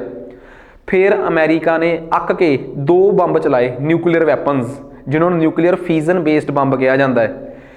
6 ਅਗਸਤ ਨੂੰ ਲਿਟਲ ਬॉय ਤੇ 9 ਅਗਸਤ ਨੂੰ ਫੈਟਮੈਨ। ਹੀਰੋਸ਼ੀਮਾ ਤੇ ਨਾਗਾਸਾਕੀ 2 ਸ਼ਹਿਰ ਤਬਾਹ ਹੋ ਗਏ ਤੇ 15 ਅਗਸਤ ਨੂੰ ਜਾਪਾਨ ਇਹ ਡਿਸਾਈਡ ਕਰ ਲੈਂਦਾ ਹੈ ਕਿ ਅਸੀਂ ਇਸ ਲੜਾਈ 'ਚ ਸਰੈਂਡਰ ਕਰ ਰਹੇ ਹਾਂ। ਤਾਂ ਇੰਡੀਅਨ ਨੈਸ਼ਨਲ ਆਰਮੀ ਦੇ ਵੀ ਫੌਜੀ ਜਿਹੜੇ ਆ ਉਹ ਵੀ ਆਪਣੀ ਸਰੈਂਡਰ ਕਰ ਦਿੰਦੇ ਆ ਤੇ ਭਾਰਤ 'ਚ ਉਹਨਾਂ ਨੂੰ ਪ੍ਰਿਜ਼ਨਰ ਆਫ ਵਾਰ, ਜੰਗ ਦੇ ਕੈਦੀ ਬਣਾ ਕੇ ਲਿਆ ਜਾਂਦਾ ਹੈ। ਸੁਭਾਸ਼ ਚੰਦਰ ਬੋਸ ਜਿਹੜੇ ਸੀ ਉਹਨਾਂ ਨੂੰ ਵੀ ਫੜਨ ਦੀਆਂ ਤੇ ਅਰੈਸਟ ਕਰਨ ਦੀ ਮੁਹਿੰਮ ਸ਼ੁਰੂ ਹੋ ਜਾਂਦੀ ਹੈ ਤੇ 18 ਅਗਸਤ 1945 ਨੂੰ ਜਦੋਂ ਜਾਪਾਨ ਨੇ ਸਰੈਂਡਰ ਕਰਨ ਦਾ ਫੈਸਲਾ ਕੀਤਾ, ਉਸ ਤੋਂ 3 ਦਿਨ ਬਾਅਦ ਤਾਈਵਾਨ ਦੇ ਤਪਈ ਦੇ 에ਅਰਪੋਰਟ ਤੋਂ ਕਹਿੰਦੇ ਆ ਕਿ ਬੌਸ ਦਾ ਜਹਾਜ਼ ਜਿਹੜਾ ਸੀਗਾ ਕ੍ਰੈਸ਼ ਹੋ ਗਿਆ ਤੇ ਅੱਜ ਤੱਕ ਨਹੀਂ ਸਮਝ ਆਈ ਕਿ ਬੌਸ ਦੀ ਮੌਤ ਉਦੋਂ ਹੋਈ ਆ ਕਿ ਕਦੋਂ ਹੋਈ ਆ, ਪਰ ਬੌਸ ਦੀ ਕਥਿਤ ਤੌਰ ਤੇ ਮੌਤ ਉਦੋਂ ਹੋ ਜਾਂਦੀ ਆ। ਭਾਰਤ 'ਚ ਉਹਨਾਂ ਸਾਰੇ ਫੌਜੀਆਂ ਨੂੰ ਜਿਹੜੇ ਕਿਸੇ ਟਾਈਮ ਇੰਗਲੈਂਡ ਦੀ ਸੈਨਾ 'ਚ ਯਾਨੀ ਕਿ ਬ੍ਰਿਟਿਸ਼ ਸੈਨਾ 'ਚ ਗਏ ਸੀ, ਪਰ ਹੁਣ ਉਹ ਫੌਜੀ ਜਿਹੜੇ ਆ ਉਹ ਅੰਗਰੇਜ਼ਾਂ ਦੀ ਨਜ਼ਰਾਂ 'ਚ ਗਦਾਰ ਹੋ ਗਏ ਸੀ, ਉਹਨਾਂ ਨੂੰ ਭਾਰਤ 'ਚ ਲਿਆਂਦਾ ਗਿਆ। ਠੀਕ ਆ, ਸੋ ਭਾਰਤ 'ਚ ਲਿਆ ਕੇ ਉਹਨਾਂ ਦੇ ਖਿਲਾਫ ਹੁਣ ਟਰਾਇਲਸ ਹੋਣਗੇ। 1945 ਦੇ ਐਂਡ 'ਚ ਉਹਨਾਂ ਫੌਜੀਆਂ ਦੇ ਖਿਲਾਫ, ਮਤਲਬ ਕਿ ਟਰਾਇਲਸ ਹੋਣ ਦਾ ਮਤਲਬ ਇਹ ਹੋ ਗਿਆ ਕਿ ਉਹਨਾਂ ਫੌਜੀਆਂ ਦੇ ਖਿਲਾਫ ਕੇਸ ਚੱਲਣਗੇ। ਉਸ ਕੇਸ ਨੂੰ ਕਿਹਾ ਗਿਆ INA ਟਰਾਇਲਸ। ਕਹਿੰਦੇ ਦਸੰਬਰ 1945 ਤੋਂ ਲੈ ਕੇ ਜਾਂ ਨਵੰਬਰ 1945 ਤੋਂ ਲੈ ਕੇ ਫਰਵਰੀ 1946 ਤੱਕ ਉਹ ਟਰਾਇਲਸ ਚੱਲੇ। ਪਰ ਸੁਣਨ 'ਚ ਕੀ ਤੁਹਾਨੂੰ ਮੈਂ ਦੱਸਦਾ, ਉਹ ਟਰਾਇਲਸ ਅੰਗਰੇਜ਼ਾਂ ਤੇ ਬੈਕਫਾਇਰ ਕਰ ਗਏ। ਜਦੋਂ ਆਪਾਂ ਕਈ ਵਾਰੀ ਕਹਿ ਨਹੀਂ ਦਿੰਦੇ ਹੁੰਦੇ ਕਿ ਹੁਣ ਆਪਾਂ ਲੜਾਈ ਜਿੱਤ ਗਏ ਆ, ਜਿਵੇਂ ਕਈ ਵਾਰੀ ਕ੍ਰਿਕਟ ਖੇਡਦੇ ਹੁੰਦੇ ਆ ਤੇ ਇੱਕ ਟੀਮ ਨੂੰ ਪਤਾ ਹੁੰਦਾ ਕਿ ਸਾਨੂੰ 25-30 ਰਨ ਜਿੱਤਣ ਵਾਸਤੇ ਰਹਿ ਗਏ, ਸਾਡੇ 7-8 ਖਿਡਾਰੀ ਹਜੇ ਆਊਟ ਹੋਣ ਵਾਲੇ ਪਏ ਆ। ਠੀਕ ਆ, ਇਤਿਹਾਸ 'ਚ ਕਈ ਕ੍ਰਿਕਟ ਦੇ ਮੈਚ ਇਹੋ ਜਿਹੇ ਹੋਏ ਆ ਕਿ ਉਹ ਬੈਟਸਮੈਨ ਫਿਰ ਕਹਿੰਦਾ ਕੋਈ ਚੱਕਰ ਹੀ ਨਹੀਂ, ਹੁਣ ਤਾਂ ਮੈਂ ਵੀ ਆਊਟ ਹੋ ਗਿਆ, ਮੇਰੇ ਤੋਂ ਬਾਅਦ 6 ਆਊਟ ਹੋਣ ਵਾਲੇ ਪਏ ਆ, ਰਨ 25 ਪਏ ਆ। ਉਹ ਬਾਅਦ 'ਚ ਪਤਾ ਲੱਗਦਾ ਕਿ 20 ਰਨਾਂ 'ਚ ਪੂਰੀ ਦੀ ਪੂਰੀ ਟੀਮ ਆਊਟ ਹੋ ਗਈ। ਯੂਰਪ, ਇੰਗਲੈਂਡ ਇਹ ਲੜਾਈ ਜਿੱਤੀ ਪਿਆ ਸੀਗਾ। ਕਹਿੰਦੇ ਅਸਲ 'ਚ ਇੰਗਲੈਂਡ ਇੱਕ ਜਗ੍ਹਾ ਤੇ ਗਲਤੀ ਕਰ ਗਿਆ, ਉਹਨਾਂ ਇੰਡੀਅਨ ਨੈਸ਼ਨਲ ਆਰਮੀ ਦੇ ਜਿਹੜੇ ਫੌਜੀ ਅਰੈਸਟ ਕਰਕੇ ਲਿਆਂਦੇ ਸੀ ਉਹਨਾਂ ਦੇ ਟਰਾਇਲਸ ਨੂੰ ਪਬਲਿਕ ਕਰਕੇ ਲੋਕਾਂ ਦੇ ਸਾਹਮਣੇ ਲਿਜਾ ਕੇ ਲਾਲ ਕਿਲੇ ਤੋਂ ਉਹਨਾਂ ਲੋਕਾਂ ਨੂੰ ਹਿਊਮਿਲੇਟ ਕਰਕੇ ਇਕੱਠੇ ਕਰਕੇ ਲਿਆਇਆ ਜਾਂਦਾ, ਉਹਨਾਂ ਦੇ ਖਿਲਾਫ ਫੈਸਲੇ ਸੁਣਾਏ ਜਾਂਦੇ, ਕਿਸੇ ਨੂੰ ਉਮਰ ਕੈਦ, ਕਿਸੇ ਨੂੰ 7 ਸਾਲ ਦੀ ਸਜ਼ਾ, ਕਿਸੇ ਨੂੰ 10 ਸਾਲ ਦੀ ਸਜ਼ਾ। ਤੇ ਕਿਸਮਤ ਨੇ ਜਦੋਂ ਸਾਥ ਨਾ ਦੇਣਾ ਹੋਵੇ ਤਾਂ ਉਦੋਂ ਕੀ ਹੁੰਦਾ। ਕਹਿੰਦੇ ਇਹਨਾਂ ਟਰਾਇਲਸ ਦਾ ਸਭ ਤੋਂ ਵੱਡਾ ਨਾਮ, 3 ਨਾਮ ਇਸ ਟਰਾਇਲਸ ਦੇ ਵਿੱਚ ਸਭ ਤੋਂ ਵੱਡੇ ਨਿਕਲ ਕੇ ਆਏ 3 ਫੌਜੀਆਂ ਦੇ। ਇੱਕ ਨਾਮ ਸੁਣੋ ਤਿੰਨਾਂ ਫੌਜੀਆਂ ਦੇ, ਤੁਹਾਨੂੰ ਆਪੇ ਪਤਾ ਲੱਗ ਜੂਗਾ। ਗੁਰਬਖਸ਼ ਸਿੰਘ ਢਿੱਲੋਂ, ਦੂਜਾ ਨਾਮ ਪ੍ਰੇਮ ਸਹਿਗਲ, ਤੀਜਾ ਨਾਮ ਸ਼ਾਹ ਨਵਾਜ਼ ਖਾਨ। ਸਿੱਖ, ਹਿੰਦੂ, ਮੁਸਲਿਮ। ਭਾਰਤ ਆਜ਼ਾਦੀ ਦੀ ਲੜਾਈ ਦੇ ਦੌਰਾਨ ਜਿਹੜੇ ਕਮਿਊਨਲਿਜ਼ਮ, ਸੰਪਰਦਾਇਕਤਾ ਦਾ ਜੂਝਦਾ ਰਿਹਾ, ਉਹੀ ਚੀਜ਼ ਅੱਜ ਭਾਰਤ ਦੇ ਕੰਮ ਆ ਗਈ। 3 ਬੰਦੇ ਵੱਖੋ ਵੱਖ ਧਰਮਾਂ ਦੇ ਜਿਹੜੇ ਸੀਗੇ ਉਹ ਕਟਗਰੇ 'ਚ ਖੜੇ ਆ। ਭਾਰਤ ਦੇ ਲੋਕ ਜਿਹੜੇ ਸੀ ਉਹਨਾਂ ਦੇ ਸੈਂਟੀਮੈਂਟਸ ਇਹਨਾਂ ਨਾਲ ਬਦੋ-ਬਦੀ ਜੁੜ ਗਏ। ਤਾਂ ਲੋਕਾਂ ਨੇ ਕੀ ਕੀਤਾ, ਆਪਣੀਆਂ ਧਾਰਮਿਕ ਪਾਰਟੀਆਂ ਨੂੰ ਕਹਿਣਾ ਸ਼ੁਰੂ ਕਰਤਾ ਕਿ ਤੁਹਾਨੂੰ ਸ਼ਰਮ ਆਉਂਦੀ ਆ, ਤੁਸੀਂ ਦੇਸ਼ ਦੀ ਆਜ਼ਾਦੀ ਦੀ ਲੜਾਈ 'ਚ ਕੀ ਕਰ ਰਹੇ ਹੋ। ਕੋਈ ਕਹਿ ਰਿਹਾ ਜੀ ਪਾਕਿਸਤਾਨ ਅੱਡ ਚਾਹੀਦਾ, ਕਾਂਗਰਸ ਕਹਿ ਰਹੀ ਸੀ ਉਹਨਾਂ ਸਮਿਆਂ 'ਚ ਕਿ ਸਾਨੂੰ ਇੰਡੀਆ ਇੱਕ ਚਾਹੀਦਾ। ਲੋਕਾਂ ਨੇ ਇਹਨਾਂ ਦੇ ਮੂੰਹ ਤੇ ਤਾਨੇ ਮਿਹਣੇ ਮਾਰਨੇ ਸ਼ੁਰੂ ਕਰਤੇ ਕਿ ਤੁਹਾਨੂੰ ਦਿਸ ਨਹੀਂ ਰਿਹਾ ਕਿ ਸਾਡੇ ਫੌਜੀ ਮਰ ਰਹੇ ਆ। ਤੇ ਲੋਕ ਜਦੋਂ ਕਿਸੇ ਵੀ ਇੱਕ ਪਾਸੇ ਰਿਐਕਟ ਕਰਨਾ ਸ਼ੁਰੂ ਕਰ ਦੇਣ, ਕਿਵੇਂ ਕਰਦੇ ਆ ਤੁਹਾਡੇ ਤੋਂ ਵੱਧ ਕੌਣ ਜਾਣਦਾ। ਤੁਸੀਂ 2022-23 ਵਾਲੀ ਪੀੜ੍ਹੀ ਹੋ, ਤੁਸੀਂ ਆਪਣੀਆਂ ਅੱਖਾਂ ਦੇ ਸਾਹਮਣੇ ਇੱਕ ਬਹੁਤ ਵੱਡਾ ਹਾਦਸਾ ਹੁੰਦਾ 2020 'ਚ ਤੇ 21 'ਚ ਦੇਖਿਆ ਹੈ। ਨਹੀਂ ਤਾਂ ਮੈਂ ਯਾਦ ਕਰਾਉਣਾ, 2020 ਦਾ ਟਾਈਮ ਸੀ, ਅਕਾਲੀ ਦਲ ਕਹਿ ਰਿਹਾ ਸੀ ਕਿ ਅਸੀਂ ਰਿਵਾਈਵ ਕਰਾਂਗੇ ਤੇ ਇਸ ਵਾਰ 24 'ਚ ਸਰਕਾਰ, 23 'ਚ ਅਸੀਂ 22 'ਚ 23 ਸਰਕਾਰ ਅਸੀਂ ਬਣਾਉਣੀ ਆ। ਕਾਂਗਰਸ ਕਹਿ ਰਹੀ ਸੀ, ਕੈਪਟਨ ਸਾਹਿਬ ਕਹਿ ਰਹੇ ਸੀ ਕਿ ਕਾਂਗਰਸ ਦੁਬਾਰਾ ਮਜ਼ਬੂਤ ਹੋ ਗਈ, ਓਪੋਜੀਸ਼ਨ ਹੈ ਨਹੀਂ। ਆਮ ਆਦਮੀ ਪਾਰਟੀ ਕਹਿ ਰਹੀ ਸੀ ਕਿ ਅਕਾਲੀ ਦਲ ਦੀ ਇੱਜ਼ਤ ਹਜੇ ਰਿਵਾਈਵ ਨਹੀਂ ਹੋ ਸਕੀ, ਕਾਂਗਰਸ ਫੇਲ ਆ, ਸਰਕਾਰ ਸਾਡੀ ਬਣੂਗੀ। ਤੇ ਹੋਇਆ ਕੀ, ਕਰੋਨਾ ਜਦੋਂ ਖਤਮ ਹੋ ਰਿਹਾ ਸੀ, ਇਹ ਤਿੰਨਾਂ ਦੇ ਪੋਲੀਟੀਕਲ ਮੁੱਦੇ ਸਾਈਡ ਤੇ, ਲੋਕਾਂ ਨੇ ਰੌਲਾ ਪਾ ਲਿਆ ਚੌਥੇ ਮੁੱਦੇ ਤੇ ਕਿ ਸਾਡੇ ਕਿਸਾਨ ਬਿੱਲ ਧੱਕੇ ਨਾਲ ਪਾਸ ਹੋ ਗਏ, ਅਸੀਂ ਉਹ ਕੈਂਸਲ ਕਰਾਉਣੇ ਆ। ਤਾਂ ਹੋਇਆ ਕੀ, 25-30 ਦਿਨਾਂ ਦੇ ਅੰਦਰ ਉਹਨਾਂ ਮਹੀਨੇ ਦੇ ਅੰਦਰ ਇਹੋ ਜਿਹਾ ਘਟਨਾਕ੍ਰਮ ਵਾਪਰਿਆ ਕਿ ਇਹਨਾਂ ਤਿੰਨੇ ਪੋਲੀਟੀਕਲ ਪਾਰਟੀਆਂ ਨੇ ਆਪਣੇ ਆਪ ਨੂੰ ਕਿਸਾਨਾਂ ਦੀ ਹਿਤੈਸ਼ੀ ਦਿਖਾਉਣ ਵਾਸਤੇ ਸਭ ਨੇ ਆਪਣੇ ਇੰਟਰਸਟ ਕਿਸਾਨਾਂ ਦੇ ਇੰਟਰਸਟਾਂ 'ਚ ਸ਼ੋਅ ਕਰਤੇ। ਸੋ ਇਹਦਾ ਮਤਲਬ ਇਹ ਆ ਕਿ ਜਦੋਂ ਪਬਲਿਕ ਇੰਟਰਸਟ ਬਹੁਤ ਉੱਚਾ ਹੋ ਜੇ ਨਾ ਤਾਂ ਪੋਲੀਟੀਕਲ ਪਾਰਟੀਆਂ ਦੇ ਇੰਟਰਸਟ ਆਪੇ ਹੀ ਉਹਨਾਂ ਦੇ ਇੰਟਰਸਟ 'ਚ ਤਬਦੀਲ ਹੋ ਜਾਂਦੇ ਆ। ਸੇਮ ਇੱਥੇ ਹੋਇਆ, ਕਾਂਗਰਸ ਦੇ ਆਪਣੇ ਮੁੱਦੇ ਰੁਲ ਗਏ ਕਿ ਸਾਨੂੰ ਇੱਕ ਭਾਰਤ ਚਾਹੀਦਾ ਹੈ। ਮੁਸਲਿਮ ਲੀਗ ਦੇ ਆਪਣੇ ਮੁੱਦੇ ਰੁਲ ਗਏ ਜਿਹੜੇ ਕਹਿ ਰਹੇ ਸੀਗੇ ਕਿ ਸਾਨੂੰ ਪਾਕਿਸਤਾਨ ਚਾਹੀਦਾ ਹੈ। ਸਭ ਨੂੰ ਇੱਕੋ ਗੱਲ ਦੀ ਪੈ ਗਈ ਕਿ ਲੋਕ ਸਾਡੇ ਨਾਲ ਤਾਂ ਹੀ ਜੁੜੇ ਰਹਿਣਗੇ ਜੇ ਅਸੀਂ ਇਹਨਾਂ ਇੰਡੀਅਨ ਨੈਸ਼ਨਲ ਆਰਮੀ ਦੇ ਫੌਜੀਆਂ ਨੂੰ ਜੇਲ੍ਹ 'ਚੋਂ ਬਚਾ ਲਿਆ। ਸੋ ਇਹ ਚੀਜ਼ ਤੁਹਾਨੂੰ ਕਲੀਅਰ ਹੋ ਗਈ। ਹੁਣ ਮੈਂ ਹਜੇ ਅੱਗੇ ਜਾ ਕੇ ਦੱਸਣਾ ਕਿ ਇਹਨਾਂ ਫੌਜੀਆਂ ਦੀ ਸਜ਼ਾ ਮਾफ़ ਹੋਈ ਕਿ ਨਹੀਂ। ਗੁਰਬਖਸ਼ ਸਿੰਘ ਢਿੱਲੋਂ, ਪ੍ਰੇਮ ਸਹਿਗਲ ਤੇ ਆਪਣਾ ਇਹਨਾਂ ਦਾ ਕੀ ਬਣਿਆ। ਖੈਰ ਇਸ ਤੋਂ ਪਹਿਲਾਂ ਮੈਂ ਤੁਹਾਡੀ ਜਾਣਕਾਰੀ ਲਈ ਇਹ ਵੀ ਦੱਸਦਾ ਕਿ ਮਾਸਟਰ ਕਲਾਸਿਸ ਪਟਿਆਲਾ ਦਾ ਜਿਹੜਾ ਪਲੇਟਫਾਰਮ ਆ ਨਾ ਸਾਡਾ, ਠੀਕ ਆ, ਇੱਥੇ ਤੁਸੀਂ ਜੇ PPSC PCS 'ਚ ਇੰਟਰਸਟਿਡ ਹੋ ਤਾਂ ਸਾਡੇ ਮੇਨ ਕੋਰਸਿਸ ਆ ਇੱਥੇ ਜਿਹੜੇ ਚੱਲ ਰਹੇ ਆ। ਤੁਸੀਂ ਫੁੱਲ ਕੋਰਸ ਲਓ ਸਾਡਾ PCS ਪ੍ਰੀ ਕਮ ਮੇਨਸ ਦਾ। ਐਟਲੀਸਟ ਨਹੀਂ ਵੀ ਲੈਣਾ ਤਾਂ ਮਾਸਟਰ ਕਲਾਸ ਸਾਡੇ ਜਿਹੜਾ ਨੰਬਰ ਸਾਡਾ ਥੱਲੇ ਸ਼ੋ ਹੋ ਰਿਹਾ ਹੈ 855, ਮੈਂ ਲਿਖ ਦਿੰਦਾ ਇੱਥੇ 8558 00797। ਤੁਸੀਂ ਇਹਦੇ ਤੇ ਸੇਵ ਕਰਕੇ ਨਾ ਇੱਥੇ WhatsApp ਕਰ ਦਿਓ।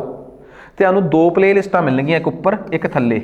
ਉੱਪਰਲੀ ਲਿੰਕ 'ਚ ਤੁਸੀਂ PCS ਪ੍ਰੀ ਦੀ ਤਿਆਰੀ ਕਰਨਾ ਚਾਹੁੰਦੇ ਹੋ, PCS ਰਜਿਸਟਰ ਦੀ ਤਿਆਰੀ ਕਰਨਾ ਚਾਹੁੰਦੇ ਹੋ, ਜਾਂ ਤੁਸੀਂ ਨੈਬ ਤਹਿਸੀਲਦਾਰ ਦੀ। ਥੱਲੜਾ ਲਿੰਕ ਜਿਹੜਾ ਆਊਗਾ ਉਹ 'ਚ ਤੁਸੀਂ PCS ਮੇਨਸ ਦੀ ਤਿਆਰੀ।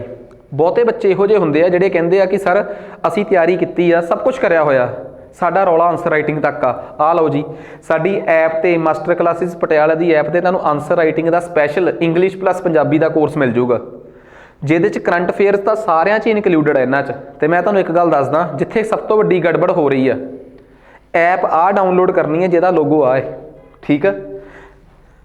ਐਂਡਰੋਇਡ ਵਾਲੇ ਮਾਸਟਰ ਕਲਾਸਿਸ ਪਟਿਆਲਾ ਡਾਊਨਲੋਡ ਕਰਨਗੇ ਤੇ ਆਈਫੋਨ ਵਾਲੇ ਮਾਈ ਇੰਸਟੀਟਿਊਟ।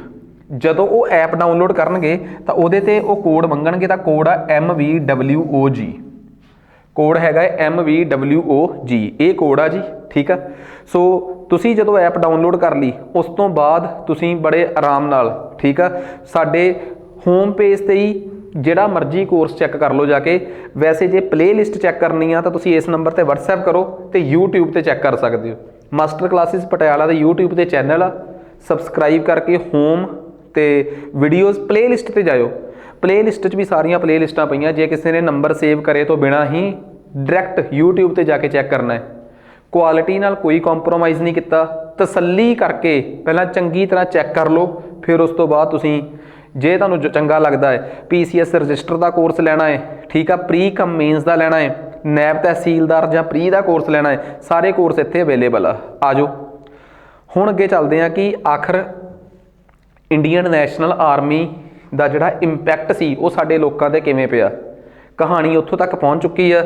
ਜੇ ਮੈਂ ਤੁਹਾਨੂੰ ਇੱਕ ਗੱਲ ਕਹਾਂ ਕਿ ਇੰਡੀਅਨ ਨੈਸ਼ਨਲ ਆਰਮੀ ਨੇ ਉਹ ਕੰਮ ਕਰ ਦਿਖਾਇਆ ਜਿਹੜਾ ਹੋਰ ਕੋਈ ਨਹੀਂ ਸੀ ਕਰ ਸਕਦਾ, ਠੀਕ ਆ। ਸ਼ਾਹਨਵਾਜ਼ ਖਾਨ, ਪ੍ਰੇਮ ਕੁਮਾਰ ਸਹਿਗਲ ਤੇ ਗੁਰਬਖਸ਼ ਸਿੰਘ ਢਿੱਲੋਂ, ਆਹ 3 ਉਹ ਨਾਮ ਨੇ ਜਿਨ੍ਹਾਂ ਨੇ ਇੰਡੀਅਨ ਨੈਸ਼ਨਲ ਆਰਮੀ ਦਾ ਇੱਕ ਇਹੋ ਜਿਹਾ ਸੂਤਰ ਬਣਾਇਆ, ਇੱਕ ਇਹੋ ਜਿਹਾ ਫਾਰਮੂਲਾ ਤਿਆਰ ਕੀਤਾ ਕਿ ਹਿੰਦੂ, ਮੁਸਲਿਮ, ਸਿੱਖ ਜਿਨ੍ਹਾਂ ਦੇ ਆਪਸ 'ਚ ਫਟਣ ਦਾ ਖਤਰਾ ਜ਼ਿਆਦਾ ਹੁੰਦਾ ਹੈ, ਇਹਨਾਂ ਤਿੰਨਾਂ ਨੇ ਉਹਨਾਂ ਨੂੰ ਇਕਜੁੱਟ ਕਰਤਾ। ਤੇ ਲੋਕ ਕਿੰਨੀ ਛੇਤੀ ਨਫ਼ਰਤ ਭੁੱਲ ਕੇ ਇਕਜੁੱਟ ਹੋ ਜਾਂਦੇ ਆ, ਇਹ ਲੋਕਾਂ ਨੇ ਇੰਡੀਅਨ ਨੈਸ਼ਨਲ ਆਰਮੀ ਦੇ ਟਰਾਇਲਸ 'ਚ ਦੇਖਿਆ। ਤੇ ਮੈਂ ਤੁਹਾਨੂੰ ਇੱਕ ਛੋਟਾ ਜਿਹਾ ਕਿੱਸਾ ਹੋਰ ਦੱਸਦਾ, ਆਹ ਬੜਾ ਇੰਟਰਸਟਿੰਗ ਜਿਹਾ ਕਿੱਸਾ ਹੈ। ਕਹਿੰਦੇ ਜਦੋਂ ਇੰਡੀਅਨ ਨੈਸ਼ਨਲ ਆਰਮੀ ਦੇ ਟਰਾਇਲਸ ਚੱਲ ਰਹੇ ਸੀ ਨਾ, ਉਹਨਾਂ ਸਮਿਆਂ 'ਚ ਬਹੁਤ ਸਾਰੇ ਫੌਜੀ ਇਹੋ ਜਿਹੇ ਸੀ ਜਿਹੜੇ ਅੰਗਰੇਜ਼ਾਂ ਵੱਲੋਂ ਲੜਾਈ ਜਿੱਤ ਕੇ ਵਾਪਸ ਆ ਗਏ ਸੀ, ਠੀਕ ਆ। ਉਹ ਜਦੋਂ ਆਪਣਾ ਵਾਪਸ ਆਏ 1945 ਦੇ ਐਂਡ 'ਚ, ਉਹਨਾਂ ਨੇ ਦੇਖਿਆ ਕਿ ਸਾਡੇ ਤੋਂ ਚੰਗੇ ਤਾਂ ਉਹੀ ਸੀ ਜਿਹੜੇ ਇੰਡੀਅਨ ਨੈਸ਼ਨਲ ਆਰਮੀ 'ਚ ਚਲੇ ਗਏ, ਘੱਟੋ ਘੱਟ ਉਹਨਾਂ ਦੀ ਲੋਕ ਇੱਜ਼ਤ ਤਾਂ ਕਰ ਰਹੇ ਆ, ਸਾਨੂੰ ਤਾਂ ਲੋਕ ਇਹ ਕਹਿ ਰਹੇ ਆ ਤੇ ਇਹ ਤਾਂ ਅੰਗਰੇਜ਼ਾਂ ਦੇ ਵਫਾਦਾਰ ਨੇ। ਉੱਪਰੋਂ ਉਹਨਾਂ ਨੂੰ ਐਵੇਂ ਲੱਗਿਆ ਕਿ ਸਾਨੂੰ ਅੰਗਰੇਜ਼ ਹਕੂਮਤ ਉਨੀਆਂ ਤਨਖਾਹਾਂ ਦੇ ਹੀ ਨਹੀਂ ਰਹੀ ਜਿੰਨੀਆਂ ਉਹ ਆਪਣੀ ਸੈਨਾ 'ਚ ਅੰਗਰੇਜ਼ ਅਫਸਰਾਂ ਨੂੰ ਦਿੰਦੀ ਹੈ। ਉਹਨਾਂ ਦਾ ਗੁੱਸਾ ਇੱਕ ਅੱਡ ਸੀਗਾ। ਉਹਨਾਂ ਨੇ ਵੀ ਬਾਅਦ 'ਚ ਕੀ ਕੀਤਾ, ਆਪਣਾ ਵਿਰੋਧ ਅੰਗਰੇਜ਼ ਹਕੂਮਤ ਅੱਗੇ ਰੱਖਣਾ ਸ਼ੁਰੂ ਕਰਤਾ। ਸੋ ਕਹਿਣ ਦਾ ਮਤਲਬ ਇਹ ਆ, ਇੰਡੀਅਨ ਨੈਸ਼ਨਲ ਆਰਮੀ ਨੇ ਉਹਨਾਂ ਲੋਕਾਂ 'ਤੇ ਵੀ ਅਸਰ ਪਾਇਆ ਜਿਹੜੇ ਇੰਗਲੈਂਡ ਦੇ ਫੌਜੀ ਇੰਗਲੈਂਡ 'ਚ ਬਾਹਰਲੀ ਧਰਤੀ 'ਤੇ ਲੜਨ ਗਏ ਤੇ ਫੜੇ ਨਹੀਂ ਗਏ ਤੇ ਇੰਗਲੈਂਡ ਦੀ ਸੈਨਾ 'ਚ ਹੀ ਵਾਪਸ ਆ ਗਏ। ਤੁਹਾਨੂੰ ਪਤਾ ਉਸ 'ਚੋਂ ਉਹਨਾਂ 'ਚੋਂ ਵੀ ਸਭ ਤੋਂ ਵੱਡੀ ਬਗਾਵਤ ਉਹਨਾਂ ਨੇ ਵੀ 18 ਫਰਵਰੀ 1946 ਨੂੰ ਇੱਕ ਬਗਾਵਤ ਕਰਤੀ ਸੀ ਸਾਰੀ ਫੌਜ ਨੇ। ਤੇ ਬਗਾਵਤ ਸ਼ੁਰੂ ਹੋਈ ਸੀ ਨੇਵੀ ਤੋਂ, ਇੰਡੀਅਨ ਰਾਇਲ ਇੰਡੀਅਨ ਨੇਵੀ। ਸਭ ਤੋਂ ਪਹਿਲਾਂ ਬਗਾਵਤ ਨੇਵੀ ਨੇ ਸ਼ੁਰੂ ਕੀਤੀ। ਤਾਂ ਤੁਸੀਂ ਇੱਕ ਗੱਲ ਦੇਖੋ, ਜੇ ਕੱਲ੍ਹ ਨੂੰ ਕੋਈ ਮੈਨੂੰ ਪੁੱਛੇ ਕਿ ਇੰਡੀਅਨ ਨੈਸ਼ਨਲ ਆਰਮੀ ਦਾ ਕੰਟਰੀਬਿਊਸ਼ਨ ਕੀ ਰਿਹਾ ਭਾਰਤ ਦੀ ਆਜ਼ਾਦੀ ਦੀ ਲੜਾਈ 'ਚ, ਰਾਇਲ ਇੰਡੀਅਨ ਨੇਵੀ ਦੀ ਜਿਹੜੀ ਬਗਾਵਤ ਹੋਈ ਆ, ਮਿਊਟੀਨੀ ਹੋਈ ਆ 18 ਫਰਵਰੀ 1946 ਨੂੰ, ਉਹਨੂੰ ਸ਼ੁਰੂ ਕਰਨ ਦੇ ਵਿੱਚ ਕਿਹਦਾ ਰੋਲ ਰਿਹਾ ਹੈ ਇੰਡੀਅਨ ਨੈਸ਼ਨਲ ਆਰਮੀ ਦਾ। ਭਾਰਤੀ ਲੋਕਾਂ ਨੂੰ ਇਕਜੁੱਟ ਕਰਨ 'ਚ ਕਿਹਦਾ ਰੋਲ ਰਿਹਾ ਹੈ? ਇੰਡੀਅਨ ਨੈਸ਼ਨਲ ਆਰਮੀ ਦਾ। ਅੰਗਰੇਜ਼ਾਂ ਦੇ ਖਿਲਾਫ ਉਹਨਾਂ ਦੀ ਹੀ ਸੈਨਾ ਨੇ ਬਗਾਵਤ ਕਰਕੇ ਅੰਗਰੇਜ਼ ਡਰਾਤੇ, ਇਹਦੇ 'ਚ ਕਿਹਦਾ ਰੋਲ ਰਿਹਾ ਹੈ? ਇੰਡੀਅਨ ਨੈਸ਼ਨਲ ਆਰਮੀ ਦਾ। ਸੋ ਇੰਡੀਅਨ ਨੈਸ਼ਨਲ ਆਰਮੀ ਦੀ ਸਭ ਤੋਂ ਵੱਡੀ ਉਪਲਬਧੀ ਹੀ ਇਹ ਸੀਗੀ ਕਿ ਇੰਡੀਅਨ ਨੈਸ਼ਨਲ ਆਰਮੀ ਜਿਹੜੀ ਸੀ ਉਹ ਲੋਕਾਂ ਨੂੰ ਇਕਜੁੱਟ ਕਰਨ 'ਚ ਸਫਲ ਰਹੀ। ਤੇ ਮੈਂ ਤੁਹਾਨੂੰ ਪਹਿਲਾਂ ਹੀ ਦੱਸ ਗਿਆ ਕਿ ਗਾਂਧੀ ਹਮੇਸ਼ਾ Indian national army, Subhash Chandra Bose ਇਹਨਾਂ ਦੀ ਵਿਚਾਰਧਾਰਾ ਦੇ ਖਿਲਾਫ ਸੀ। ਪਰ ਹੋਇਆ ਕਿ ਜਦੋਂ ਇੰਡੀਅਨ ਨੈਸ਼ਨਲ ਆਰਮੀ ਪੂਰੇ ਇੰਡੀਆ 'ਚ ਮਸ਼ਹੂਰ ਹੋ ਗਈ, ਫੌਜੀ ਜਿਹੜੇ ਸੀਗੇ ਉਹਨਾਂ ਨੂੰ ਛਡਾਉਣ ਵਾਸਤੇ, ਜਿਹੜੇ ਪ੍ਰਿਜ਼ਨਰ ਆਫ ਵਾਰ ਬਣ ਕੇ ਆਏ ਸੀ ਉਹਨਾਂ ਨੂੰ ਛਡਾਉਣ ਵਾਸਤੇ ਪੂਰੇ ਭਾਰਤ 'ਚ ਲਹਿਰ ਚੱਲੀ। ਉਸੇ ਸਮੇਂ ਕਾਂਗਰਸ ਨੂੰ ਆਪਣਾ ਸਟੈਂਡ ਬਦਲਣਾ ਪਿਆ। ਤੇ ਮੈਂ ਤੁਹਾਡੇ ਸਾਹਮਣੇ ਦੱਸਦਾ ਕਾਂਗਰਸ ਕਿਵੇਂ ਬਦਲੀ। ਕਾਂਗਰਸ ਨੂੰ ਆਪਣੇ ਤਗੜੇ ਵਕੀਲ ਭੁਲਾਬਾਈ ਦੇਸਾਈ, ਤੇਜ ਬਹਾਦਰ ਸਪਰੂ, ਕੈਲਾਸ਼ ਨਾਥ ਕਾਟਜੂ, ਜਵਾਹਰ ਲਾਲ ਨਹਿਰੂ, ਅਸ਼ਰਫ ਅਲੀ, ਮੁਸਲਿਮ ਲੀਗ ਨੂੰ ਆਪਣੇ ਵਕੀਲ ਮੁਹੰਮਦ ਅਲੀ ਜਿਨਾ ਤੇ ਉਹਨਾਂ ਦੀ ਟੀਮ, ਤੇ ਸਿੱਖਾਂ ਨੂੰ ਆਪਣੇ ਵਕੀਲ ਇਹਨਾਂ ਨੂੰ ਦੇਣੇ ਪਏ ਤਾਂ ਕਿ ਉਹਨਾਂ ਫੌਜੀਆਂ ਨੂੰ ਛੁਡਾਇਆ ਜਾ ਸਕੇ। ਜਿਹੜੇ ਇੰਡੀਅਨ ਨੈਸ਼ਨਲ ਆਰਮੀ ਦੇ ਫੌਜੀ ਮਾਰੇ ਗਏ ਸੀਗੇ ਜਾਂ ਬਹੁਤ ਫੱਟੜ ਹੋ ਗਏ ਸੀ, ਉਹਨਾਂ ਵਾਸਤੇ ਰਿਲੀਫ ਤੇ ਇਨਕੁਆਇਰੀ ਕਮੇਟੀ ਬੈਠੀ। ਬਹੁਤ ਲੋਕਾਂ ਨੂੰ ਪੈਸਾ ਵੰਡਿਆ ਗਿਆ। ਇੰਡੀਅਨ ਨੈਸ਼ਨਲ ਆਰਮੀ ਜਿਹੜੀ ਸੀ ਉਹਦੀ ਇਮੇਜ ਜਿਹੜੀ ਸੀ ਉਹ ਬੜੀ ਵਧੀਆ ਬਣ ਕੇ ਲੋਕਾਂ ਦੇ ਸਾਹਮਣੇ ਆਈ। ਤੇ ਇਸੇ ਇੰਡੀਅਨ ਨੈਸ਼ਨਲ ਆਰਮੀ ਨੇ ਹੀ ਬਾਅਦ 'ਚ ਲੋਕਾਂ 'ਚ ਇੰਨੀ ਕੁ ਅਵੇਅਰਨੈਸ ਪੈਦਾ ਕੀਤੀ ਕਿ ਲੋਕ ਬਾਅਦ 'ਚ ਸੰਘਰਸ਼ ਦੇ ਇੱਕ ਨਵੇਂ ਰਾਹ 'ਤੇ ਖੜੇ ਹੋ ਗਏ। ਕਹਿੰਦੇ ਇਹਨਾਂ ਸਮਿਆਂ 'ਚ ਇੰਗਲੈਂਡ ਦੇ ਭਾਰਤ ਦੇ ਵਿੱਚ ਅੰਗਰੇਜ਼ਾਂ ਨੂੰ ਹੱਥਾਂ ਪੈਰਾਂ ਦੀ ਪੈ ਗਈ ਸੀ। ਉਹਨਾਂ ਸਮਿਆਂ 'ਚ ਭਾਰਤ ਦੇ ਗਵਰਨਰ ਜਨਰਲ ਜਿਹੜੇ ਸੀਗੇ ਲਾਰਡ ਵੇਵਲ, ਉਹਨਾਂ ਨੇ ਇੰਗਲੈਂਡ 'ਚ ਬੈਠੇ ਆਪਣੇ ਪ੍ਰਧਾਨ ਮੰਤਰੀ ਨੂੰ ਕਹਿਤਾ ਸੀ। ਉਹਨਾਂ ਸਮਿਆਂ 'ਚ ਇੰਗਲੈਂਡ ਦੇ ਪ੍ਰਧਾਨ ਮੰਤਰੀ ਸੀ ਕਲੈਮਟ ਐਟਲੀ, ਤੇ ਇੰਗਲੈਂਡ 'ਚ ਲੇਬਰ ਪਾਰਟੀ ਦੀ ਸਰਕਾਰ ਚੱਲ ਰਹੀ ਸੀ। ਤਾਂ ਉਹਨਾਂ ਨੂੰ ਕਹਿਤਾ ਕਿ ਬਈ ਸਾਡੇ ਹੱਥ ਖੜੇ ਹੋ ਗਏ ਆ, ਸਾਨੂੰ ਨਹੀਂ ਸਮਝ ਆ ਰਹੀ ਕਿ ਭਾਰਤ 'ਚ ਇੱਕ ਜ਼ਬਰਦਸਤ ਵੇਵ ਆ ਇੰਡੀਅਨ ਨੈਸ਼ਨਲ ਆਰਮੀ ਦੇ ਫੇਵਰ 'ਚ, ਕੀ ਕੀਤਾ ਜਾਵੇ। ਤਾਂ ਉਹਨੇ ਕੀ ਕੀਤਾ, ਇੰਗਲੈਂਡ ਦੇ ਪ੍ਰਧਾਨ ਮੰਤਰੀ ਨੇ ਵੇਵਲ ਨੂੰ ਕਹਿਤਾ ਕਿ ਫਿਰ ਇਹਦਾ ਇੱਕੋ ਹੀ ਸੋਲਿਊਸ਼ਨ ਆ ਹੁਣ, ਜਿੰਨੀ ਛੇਤੀ ਦੇਸ਼, ਕਿਉਂਕਿ ਦੇਸ਼ ਦੀ ਆਜ਼ਾਦੀ ਵਾਸਤੇ ਪਹਿਲਾਂ ਹੀ ਲੰਮਾ ਸੰਘਰਸ਼ ਕੁਇਟ ਇੰਡੀਆ ਮੂਵਮੈਂਟ ਦੇ ਫਾਰਮ 'ਚ ਚੱਲ ਰਿਹਾ ਸੀ। ਇੰਨਾ ਹੀ ਸਮਿਆਂ 'ਚ ਬੰਗਾਲ 'ਚ ਬਹੁਤ ਵੱਡਾ ਅਕਾਲ ਪੈ ਗਿਆ ਸੀ 1943 'ਚ, ਤੇ ਉਸ ਅਕਾਲ 'ਚ ਬੜੇ ਲੋਕ ਮਰ ਰਹੇ ਸੀਗੇ ਤੇ ਅੰਗਰੇਜ਼ਾਂ ਦੇ ਖਿਲਾਫ ਇੱਕ ਗੁੱਸਾ ਲੋਕਾਂ 'ਚ ਉੱਥੋਂ ਆ ਗਿਆ। ਇੰਨਾ ਹੀ ਸਮਿਆਂ 'ਚ ਅੰਗਰੇਜ਼ਾਂ ਦੇ ਖਿਲਾਫ ਕਿਸਾਨਾਂ ਦੇ ਅੰਦੋਲਨ ਚੱਲ ਰਹੇ ਸੀ। ਤੇਲੰਗਾਨਾ 'ਚ ਚੱਲ ਰਹੀ ਸੀ ਤੇਲੰਗਾਨਾ ਮੂਵਮੈਂਟ, ਬੰਗਾਲ 'ਚ ਚੱਲ ਰਹੀ ਸੀ 30 ਭਾਗਾ ਮੂਵਮੈਂਟ, ਜਿਹਦੇ ਬਾਰੇ ਮੈਂ ਅਗਲੇ ਲੈਕਚਰਾਂ 'ਚ ਜ਼ਿਕਰ ਕਰਨਾ ਹੈ। ਇਸੇ ਸਮੇਂ ਦੇ ਦੌਰਾਨ ਜਦੋਂ ਇੰਡੀਅਨ ਨੈਸ਼ਨਲ ਆਰਮੀ ਦੇ ਫੌਜੀਆਂ ਦੇ ਖਿਲਾਫ ਪੂਰੇ ਇੰਡੀਆ ਦੇ ਫੇਵਰ 'ਚ ਪੂਰੇ ਇੰਡੀਆ 'ਚ ਇਮੋਸ਼ਨਸ ਇਕੱਠੇ ਹੋਏ, ਇਹਦੇ 'ਚੋਂ ਹੀ ਇੱਕ ਰੌਲਾ ਨਿਕਲ ਕੇ ਆਇਆ, ਬੜਾ ਜ਼ਬਰਦਸਤ ਰੌਲਾ, ਕਿ ਭਾਰਤ ਦੀ ਫੌਜ ਜਿਹੜੀ ਸੀ ਉਹਨੇ ਅੰਗਰੇਜ਼ ਹਕੂਮਤ ਦੇ ਖਿਲਾਫ ਫਰਵਰੀ 1946 'ਚ ਬਗਾਵਤ ਕਰਤੀ। ਕਹਿੰਦੇ ਉਹ ਬਗਾਵਤ ਨੂੰ ਕਿਹਾ ਜਾਂਦਾ ਹੈ ਆਰਮੀ ਰਿਵੋਲਟ। ਬੇਸਿਕਲੀ ਲੋਕ ਉਹਨੂੰ ਨਾ ਰਿਨ ਮਿਊਟੀਨੀ ਕਹਿੰਦੇ ਆ, ਕਿ ਰਾਇਲ ਇੰਡੀਅਨ ਨੇਵੀ ਦੀ ਮਿਊਟੀਨੀ। ਅਸਲ 'ਚ ਉਹ ਸਿਰਫ ਇੱਕ ਨੇਵੀ ਦੀ ਮਿਊਟੀਨੀ ਨਹੀਂ ਸੀ, ਪੂਰੀ ਭਾਰਤ ਦੀ ਫੌਜ ਦੇ ਕਈ ਹਿੱਸੇ ਜਿਹੜੇ ਸੀ ਉਹ ਬਗਾਵਤ ਕਰ ਗਏ ਸੀਗੇ। ਪਰ ਇੱਕ ਗੱਲ ਹੋਰ, ਤੁਸੀਂ ਆਪ ਦੱਸੋ ਮੈਨੂੰ, ਉਹਨਾਂ ਸਮਿਆਂ 'ਚ ਕਾਂਗਰਸ ਇਸ ਬਗਾਵਤ ਨੂੰ ਸਪੋਰਟ ਹੀ ਨਹੀਂ ਸੀ ਕਰ ਸਕਦੀ। ਉਹਦੀ ਵਜ੍ਹਾ ਇਹ ਆ, ਕਾਂਗਰਸ ਨੂੰ ਪਤਾ ਸੀ ਕਿ ਦੇਸ਼ ਆਜ਼ਾਦ ਹੋਣ ਵਾਲਾ ਹੈ, ਤੇ ਆਜ਼ਾਦ ਹੋਣ ਤੋਂ ਬਾਅਦ ਲੋਕਾਂ ਦੇ ਦਿਮਾਗ 'ਚ ਇਹ ਗੱਲ ਚਲੇਗੀ ਕਿ ਫੌਜ ਬਗਾਵਤ ਕਰ ਸਕਦੀ ਆ, ਤਾਂ ਫਿਰ ਕਦੇ ਵੀ ਫੌਜ ਤਖਤਾ ਪਲਟ ਕਰ ਸਕਦੀ ਸੀ। ਇਸ ਕਰਕੇ ਪੋਲੀਟੀਕਲ ਪਾਰਟੀਆਂ ਨੇ ਇਸ ਬਗਾਵਤ ਨੂੰ ਸਪੋਰਟ ਹੀ ਨਹੀਂ ਕੀਤਾ। ਪਰ ਹਾਂ ਇੰਨਾ ਜ਼ਰੂਰ ਆ, ਇਸ ਬਗਾਵਤ ਨੇ ਅੰਗਰੇਜ਼ਾਂ ਦੇ ਹੱਥ ਖੜੇ ਕਰਾਤੇ ਸੀ। ਨਵੰਬਰ ਤੋਂ ਲੈ ਕੇ ਫਰਵਰੀ ਤੱਕ 3 ਛੋਟੀਆਂ ਤੇ ਵੱਡੀਆਂ ਬਗਾਵਤਾਂ ਹੋਈਆਂ, ਜਿਹਨੂੰ ਲੋਕ ਰਿਨ ਮਿਊਟੀਨੀ ਦੇ ਨਾਮ ਨਾਲ ਜਾਣਦੇ ਆ, ਪਰ ਮੈਂ ਕਹੂੰਗਾ ਉਹ ਆਰਮੀ ਮਿਊਟੀਨੀ ਸੀ। ਕੱਲੀ ਨੇਵੀ 'ਚ ਨਹੀਂ, 에ਅਰ ਫੋਰਸ 'ਚ ਵੀ ਬਗਾਵਤ ਹੋਈ ਆ, ਕਰਾਚੀ 에ਅਰ ਫੋਰਸ ਤੇ 에ਅਰਪੋਰਟ ਤੇ ਉਸ ਤੋਂ ਬਿਨਾਂ ਨਾਰਮਲ ਮਿਲਟਰੀ ਨੇ ਵੀ ਬਗਾਵਤ ਕੀਤੀ ਆ। ਇਹ ਸਾਰੀਆਂ ਬਗਾਵਤਾਂ ਇੰਡੀਅਨ ਨੈਸ਼ਨਲ ਆਰਮੀ ਤੋਂ ਪ੍ਰਭਾਵਿਤ ਸੀਗੀਆਂ। ਆਲਦੋ ਨੇਵੀ ਤੇ 에ਅਰ ਫੋਰਸ ਦੇ ਆਪਣੇ ਮੁੱਦੇ ਸੀਗੇ ਕਿ ਸਾਨੂੰ ਅੰਗਰੇਜ਼ਾਂ ਦੇ ਬਰਾਬਰ ਸੈਲਰੀ ਨਹੀਂ ਦਿੱਤੀ ਜਾਂਦੀ, ਸਾਨੂੰ ਸਾਫ਼ ਕੱਪੜੇ ਨਹੀਂ ਦਿੱਤੇ ਜਾਂਦੇ, ਸਾਡੇ ਤੋਂ ਕਲਾਸ 4 ਆਫੀਸਰਸ ਵਾਲੇ ਕੰਮ ਕਰਾਏ ਜਾਂਦੇ ਆ।